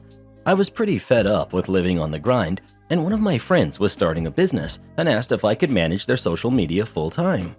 I had some money saved up and I bought a small share in the business too. It was pretty tough going for a while, but our business has really taken off over the last 2 years. We raised money about a year ago and I sold some of my stake in the business. We used it as a down payment for our home. My parents never took my career seriously and they always assumed that I was just wasting my boyfriend's money and that he was humoring me because he loved me. I've tried correcting them, but it doesn't work at all. We're married now and we bought a new home. I invited them over to dinner and they were just praising him for buying the house. They had assumed that he had bought the house. He corrected them and said I had contributed more to the down payment, but they just laughed it off and said we didn't have to lie to them. I have worked really hard to get here. I don't know if I made the right choice dropping, but I made it work for me. I told them to get out of my house. It was rude and they were very shocked, but I doubled down and said I didn't want them here. They ended up leaving and they were very hurt. I feel like a jerk because I kicked my parents out of my house. I have hurt their feelings and I ruined their night. It was supposed to be a good day and everyone is now upset. My brother is understanding and he thinks I shouldn't have invited them over in the first place. Am I the jerk for setting an 11 p.m. curfew on my husband? I know, he's a grown man, but let me explain. We have a 4-month-old together and not once has he helped out beyond changing a diaper maybe once a week. I do all of the cooking, cleaning, and 99% of the baby care has been on me. I've asked him to take an overnight shift before, but he snapped back at me saying, I work, so I need my sleep so I can put food on the table for you. To be honest, that stung, but I dropped it after that. Anyway, weekdays he works all day and he's so exhausted when he comes home, he only wants to hang out or play games with his brothers and drink beer. I tell him I appreciate him working so I can take care of our son and go to school. I cook, I clean, and I do his laundry so he can just rest. Weekends he doesn't work, so I feel like he can help out a little more. On top of being a full-time mom, I'm also finishing up my final semester in college. So on weekends, he had agreed to watch the baby for at least an hour so I can submit assignments on time, which is usually the Sunday at 11:59 kind of deal. Or let me take a shower, since the kid is glued to my hip the rest of the day. Hence the 11 p.m. curfew. So I have an hour to do my timed exams, which is just enough time for me to complete. He has yet to respect the agreed upon time for him to come home, so not only can I shower and get schoolwork done, we can spend quality time as husband and wife since he's busy all week and goes out every weekend. When he told his brothers and coworkers about his curfew, I was immediately labeled as a controlling, nagging jerk wife, and it hurt. I don't argue with him, and my requests are asked in a calm and collected manner. I have an exam due on Sunday.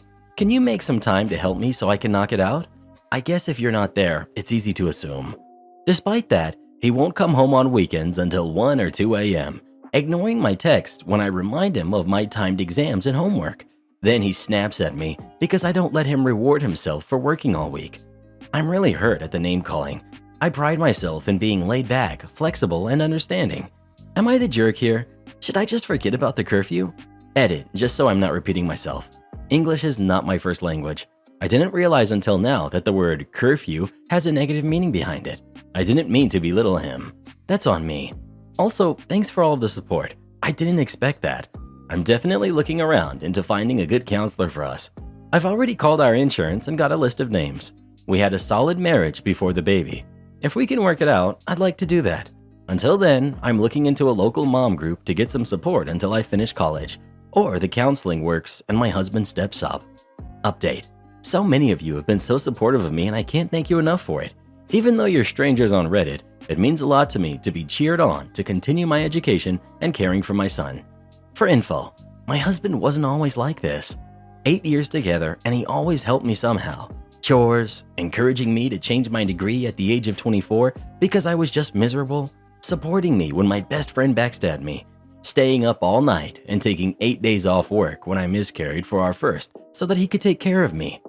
You guys helped me realize these red flags and the courage to realize I need to put my foot down. Being laid back isn't going to save our marriage. Last night when my husband got home, we sat down and talked. Really talked. We stayed up late. I told him we need counseling or I'll leave if this continues, and that I'm going to my only family about 2,000 miles away, so there won't be a chance of seeing either one of us unless he flies out.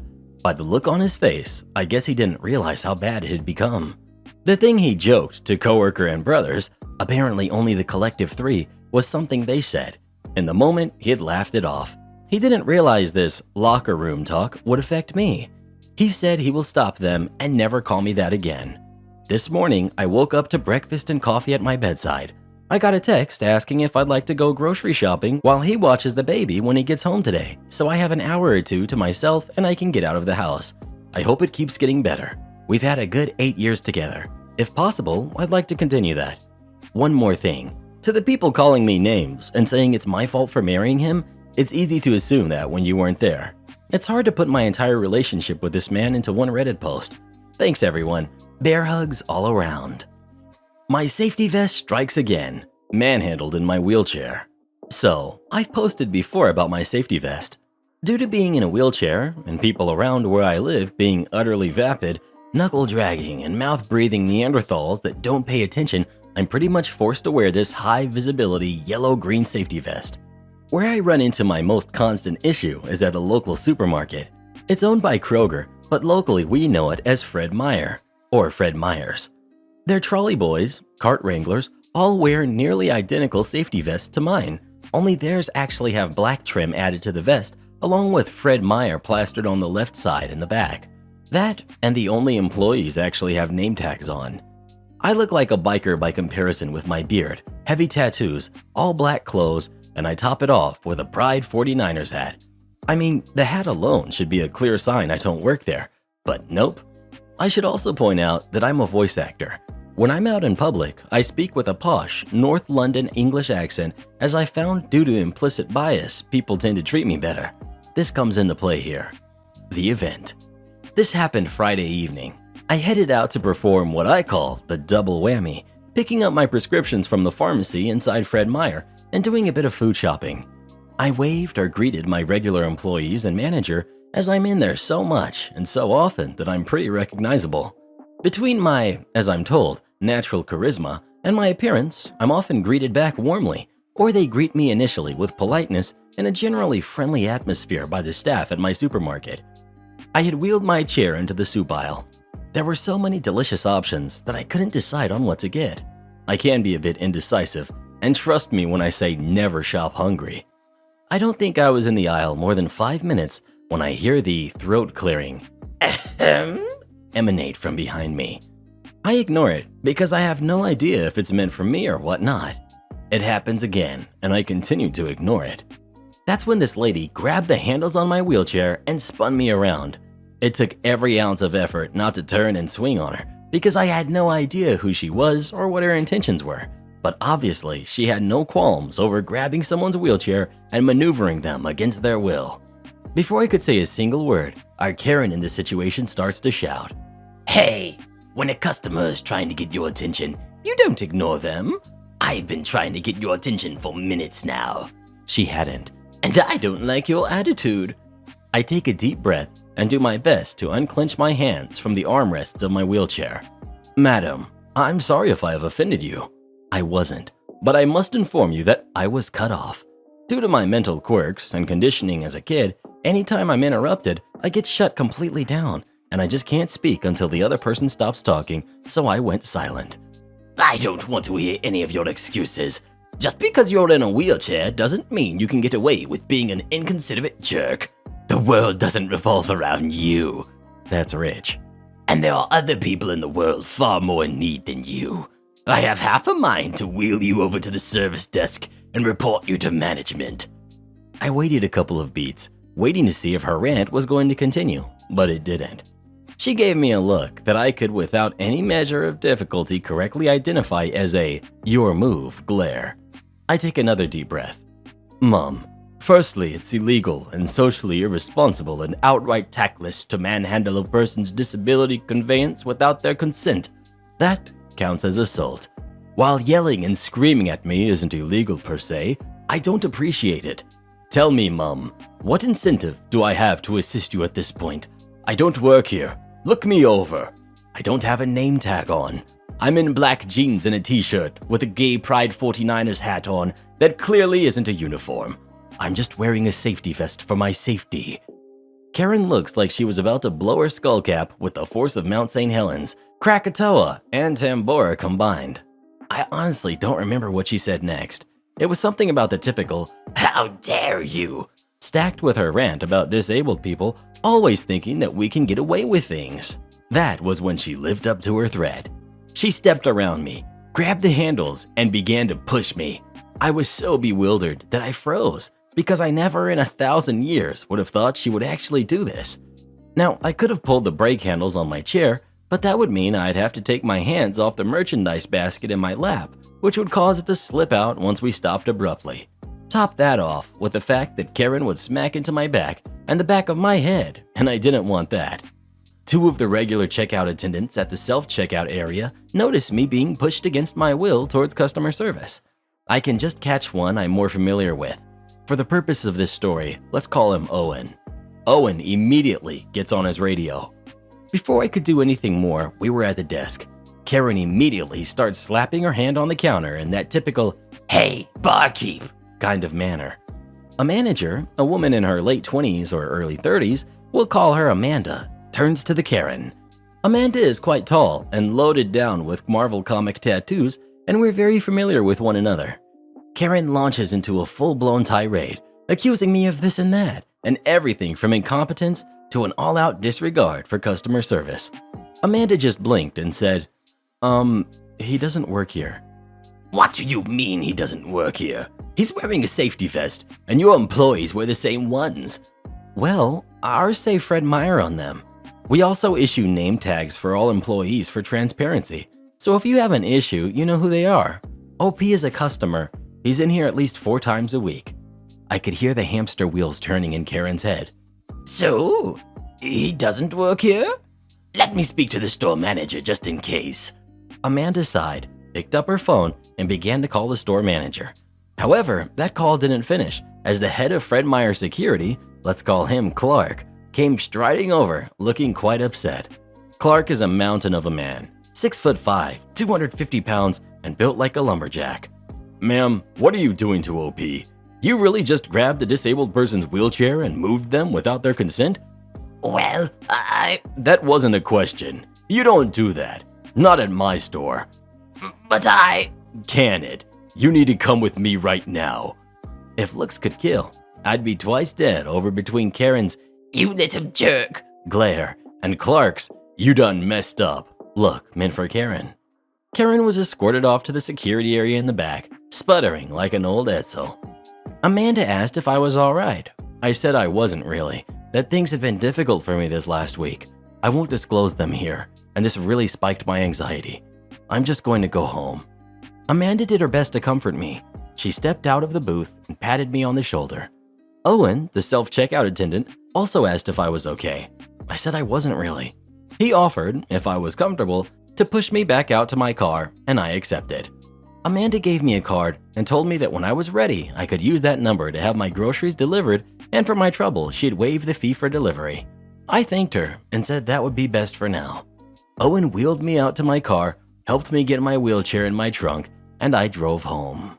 Edit. At the behest of several readers, my husband, and my immediate friends and family, I've set up an appointment to speak with the store manager, Clark, the security lead, and my local sheriff to go about filing official charges. Entitled man at a hockey game tried to kick me out of my seats. So this happened several years ago, probably around 2012 or so. A little bit of background. My dad was a diehard fan of our local NHL team and had season tickets for longer than I was alive, which was 23 years at that point. After having them for that long, he had managed to secure some pretty awesome seats. Section 219, which is on the second tier of the stadium, but the front row seats, which have an arguably unbeatable view of the game. Growing up, I went to tons of games with him, but by this point, he was getting old and it was tougher for him to make it to the games himself. So he was nice enough to let my boyfriend, now ex, and I use his tickets to go to the games together. And this wasn't the first time we had done that. So we made it to the game and had been sitting and watching for a good amount of time. Then, I want to say early second period, a seemingly nice man came up into our section and walked up to my ex and I. We would be the easiest to talk to, as we were the closest to the entrance, being in the first row, so it seemed logical someone would just be asking a random question to the most convenient people that he found. He was followed by 3 other people, and for context, there happened to be 2 empty seats next to us. Here's how the conversation went. Seemingly nice man. We've got the entitled man, and we've got the nice man. Seemingly nice man. Hi there. Is this section 219? Me. Yes, you're in the right place. It takes me a few seconds to then comprehend the look quickly spreading on seemingly nice man's face. A disgusting look of self-righteousness, a smile that sneered, "Yes, poor young person. I am perfectly aware of where I am." He then puts out his hand palm up and gestures with his fingers as if saying, "Come here," to me. I realize this man is in fact not a seemingly nice person, but instead an entitled man. Entitled man in a seriously comically annoying voice out of nowhere, and also while shaking his head. "Gotta go! Your time's up enjoying our seats. Back to where you came from." Entitled man then points his other thumb, the one not continuously gesturing as described above, up to the top of the stadium, then looks back and laughs at his family. This was not quietly, by the way. I'm a super friendly and non-confrontational person, so I was dumbstruck. I don't think I could find any words, just probably sat with my mouth hanging slightly open, not at all sure what to do next. My ex did not say anything either. He wasn't super familiar with the place and might have even wondered if we were in the wrong seats, since this guy seemed so sure these couldn't possibly be our seats. Thankfully, we didn't need much time to compose ourselves. One of the men in the group sitting directly behind us piped up. Mind you, this group are also season ticket holders, so likely they recognize me. Nice man. "Hey, let me see your tickets." Entitled man, not super thrilled we aren't immediately doing his bidding, pulled out his ticket and shows it to nice man. Nice man. "Wow, you're in row 19, not row 1, sir. I think it's time you go back to where you came from." Nice man then does the same palm up hand gesture entitled man introduced us to and yells, "Gotta go." A small but powerful crowd around us started chanting, "Gotta go," as well, until the now red-faced entitled man sheepishly put his hand up saying, "Okay, okay," and leads his family through the crowd up the stairs to row 19. I have never felt so supported by strangers in my life. Unfortunately, I also had to meet one of the most entitled men first for that to happen. Thanks for letting me share this story. Don't pass any moving cars. So my high school sits back away from a highway, and the parking lot stays open for about 1.5 hours before and after school. There's an administrator at the school whose job it is to stay in the parking lot and watch the cars to make sure nobody's doing anything wrong, since it's a large school with a huge parking lot. Many people I know have complained about him, but he's never given me a hard time. When you turn off the highway, there's a 1/8 mile straight road driving up to where the parking lot entrance is, so people typically go relatively fast through it. However, some people go crawling slow. Now the road is 2 lanes, with the left lane going to the bottom of the parking lot and the right to the top. One day I was coming in like I always do, about 15 miles per hour. Of course, there's a sophomore who's freshly got their license going 5 in the right lane, but I go to the bottom anyway, so I just drive past them and park, just fine. But as I get my backpack out of my trunk, administrator walks up to me and he starts talking. You running late this morning? Me, I guess so. Did the parking lot start closing earlier? Well, I just saw you passing cars on the way in. No, I did. I just watched you pass a car. Me, finally understanding what he's talking about. Oh, we're not allowed to pass cars coming in? Sorry, won't do. You'll get a warning this time, but next time I'll take your plate and get your parking tag taken. Now this really ticked me off because I've been driving to school for 3 years and never had a problem with my speed, much less for passing. Me, so we can't pass cars in here, even if they're going slow? A, you shouldn't be passing any moving vehicles. Bad wording. For the next few days, I started going slowly into the parking lot and taking footage of people passing me to A to ask him what he'd do about it. When he eventually admitted he didn't care, I asked him why not.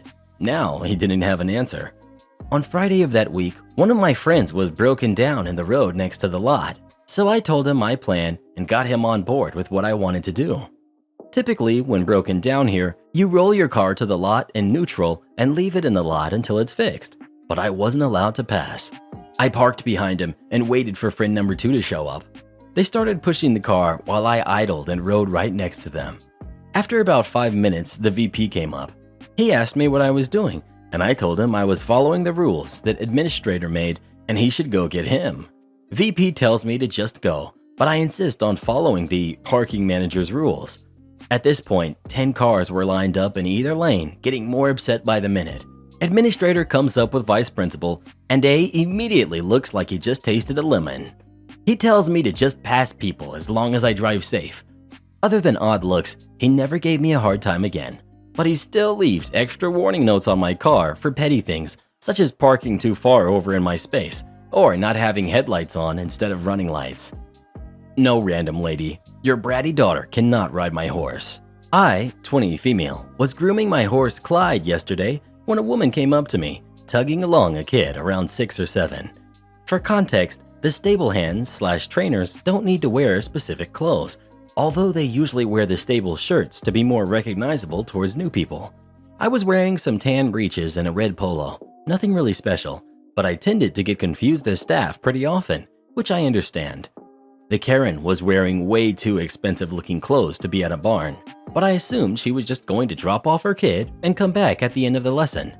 As I saw her direct her attention towards me, I prepared my whole speech about how I didn't work there and where I could direct you to.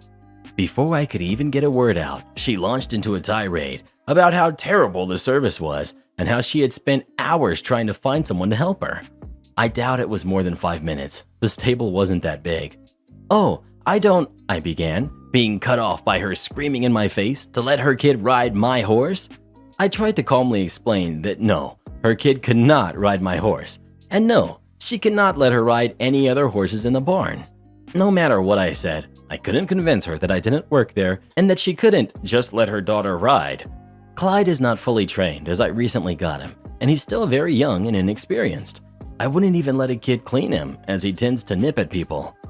The kid proceeded to try and duck past me and tried to pet his nose. I grabbed the kid's shoulder and gently pushed her back, genuinely worried about Clyde biting her.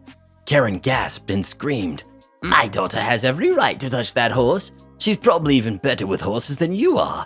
Besides, you're just a worker, so don't you dare push my kid." That made me blow a gasket. Your daughter is not going to touch my horse. He is not suitable with kids, and he could even injure her. Your daughter does not know more than me. I've been riding for 15 years, and I don't work here. "Leave me alone," I shouted, wanting to punch that Karen straight in the face. At this point, my horse was starting to freak out, and I turned to lead him back to his stall and just calm him and myself. Some barn staff came running over, trying to find out what was happening. The woman kept screaming at me, but I just couldn't deal with her anymore, and I walked away since the staff had her occupied. My friend who worked there told me they had to threaten to call the cops to get her to leave because she kept demanding to have her kid ride every single horse she saw. She is also banned from the stable now, so happy ending at least.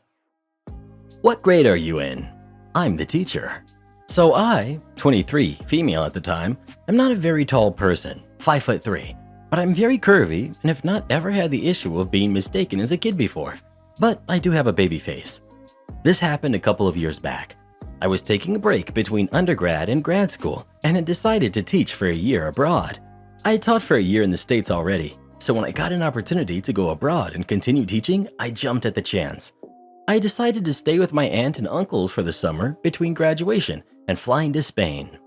My uncle worked part-time as a substitute school supervisor for the local districts, so most of the kids in the neighborhood easily recognized him.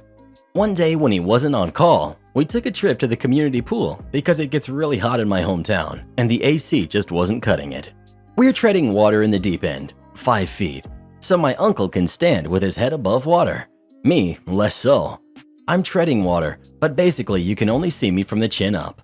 A family enters the pool and the kids all jump right in the pool. One of the kids, 12-ish male, recognizes my uncle and comes over to join us. He says hi and introduces me as his niece, and we start making small talk. Is he enjoying his summer? What grade is he starting? Which middle school is he going to, etc. Well, I've apparently piqued this kid's interest, and he starts boasting about middle school, years 6 to 8 here, and he's already got friends in the 7th grade, and he's gonna do soccer, etc. I smile and nod and give the standard, "Yeah, dude, that's super cool," to keep the conversation going. My uncle tries to redirect the conversation to put focus on him because I'm not trying to get hit on by this kid. Kid's not taking the bait though. He hits me with his smoothest, "So, what grade are you starting?" My uncle loses it. He manages to stop laughing long enough to go, "Yeah, OP, what grade are you starting?" Me, "I'm actually a teacher." The kid immediately turns red as a tomato. My uncle is laughing even harder now. Kid, mortified, What grade do you teach?" Me, "Preschool." He gave the biggest sigh of relief and my uncle again starts laughing. The rest of the summer, my uncle would razz me about, "What grade are you starting?" until I was getting on the plane to my new job in Spain. Sorry, kiddo, I won't get to hang with your cool 7th grade friends. I do work here. Am I the jerk for being mad my fiance took $3,000 without my consent? Me, 26, female, and my fiance, 32, male, have been engaged for 5 months now and we're getting married in October. Ever since we got engaged, my fiance and I decided to start saving up for our wedding, so we opened a joint bank account. We have a good sum of money. My fiance does not put in as much money as I do because he stopped working for a month after we opened the account, and it's just me saving up for it now. My fiance's mom is an absolutely awful person. She always tries to belittle me and says offensive stuff to me, but I just try to ignore her and keep the peace. I heard my mother-in-law was remodeling her kitchen and that her 2 daughters contributed, and she started calling my fiance to pay his share. He told her he didn't have the money and the topic was dropped. Yesterday, I went to the bank and found out that my fiance took $3,000 from our joint account without telling me. At first, I thought it was a mistake, but the money was indeed taken by him. I was confused, but he had a habit of taking money from me so he could buy his mom a birthday present, pay to fix her car, and said he would pay me back, but he never did. And I thought since we're now as one, I can't possibly ask him to return the money. Plus, it wasn't that much. I went home and I confronted him about the $3,000. First, he apologized and said he was planning on telling me earlier, but his mom was pressuring him and thought I'd say no if he asked for money. I got so mad at him for this and I started yelling at him, asking him how could he do this and that now we don't have enough money for the wedding. His tone changed, saying that since I make more than what I need, then he saw nothing wrong with helping his family. My job pays a little above average, but that doesn't mean I don't work hard for it. He basically got defensive. I was so angry, I left the apartment, literally crying after we argued for some time. His mom called, and it turned out he lied to his family that the money was his since it was a joint account. She lashed out at me and said that I was trying to isolate him from his family and yelling at him for his contribution. I was stunned. I blocked her immediately, and I'm no longer responding to his calls trying to say that he loves me, and that is worth billions. Saying he'll pay me back when he gets a job, but it doesn't seem likely. I work there, I work here. I do not work there and here. For starters, I have 3 jobs. A manager at a fast food restaurant, a volunteer staff member at my church, and one of those makeup companies reps, where you make your own hours. Pay is all based off commission, and I mostly join to get good discounts on their products that I love and make an extra buck. I've done this for a bit now, and I love my busy little life. I never considered something like this happening, but here we go. I was at the church, doing some things in the kitchen. Because of what's going on, we can no longer serve coffee. But before service, I always make a pot for those who come early to help set up, so mostly staff and the worship team. While I was in there, a lady I don't know too well, who doesn't come often, came in to talk to me. I don't mind the company, and we started talking, even though technically she was not supposed to be in the kitchen. After the exchange of a few pleasantries is when it started. Lady: "So, you're the manager at X Burger, right?" Me: "Yep. They are super great there, working around my church schedule and giving me special days off for events." Lady: "All right. So I need you to make sure they make my burger right after service. I want no pickles and extra mayo, large combo with a Coke or a Pepsi, whichever you have. I'll be right by after church, so have it ready for me, okay?" Me: "I'm sorry, but I'm not working right now. You can call the store and place your order, or do it through the app, but I'm working here right now." Lady, shocked: "But you are a manager. I need my order placed. I don't want to have to wait in line forever." Me: "I'm not on the clock. I'm not in uniform. I have work to do here." Lady: "You don't work here. You work at X Burger." Me: "I work here and there. When I'm here, I'm part of the staff. When I'm at X Burger, I am an X Burger manager. I work here tonight. I can show you how to use the app or give you the store number, but I can't place an order for you." Lady: "No, I don't want to have to bother with all that nonsense. I'll just have to go to X Taco instead. I just don't understand why, as an X Burger employee, you can't just make my food for me after church. You work there, it's your job, and you get paid to do it." After that, she just left the kitchen, which I didn't have much time to think on because I had work to do. She refused to look at me until after the service, when she pulled the head pastor aside and was saying something, shooting daggers at me. I paid it no mind. Again, I had work to do, and I didn't want to assume she was talking about me. Whatever she has to say to pastor is none of my business. Just before she left, she came up to me, gave me the most fake smile I've ever seen, and said she was sorry for bugging me when I had so much important work to be doing and that I should have told her I had work to do. She still rarely comes and acts like nothing ever happened. Pastor never told me what she said, but made a big point to tell me that I was doing a great job that night. Do this next. Tap here on your screen to come see our new podcast playlist, where you'll find thousands of hours of the best stories you've ever heard. Or tap the one on the right. That episode is specifically just for you, based on other videos you've enjoyed the most.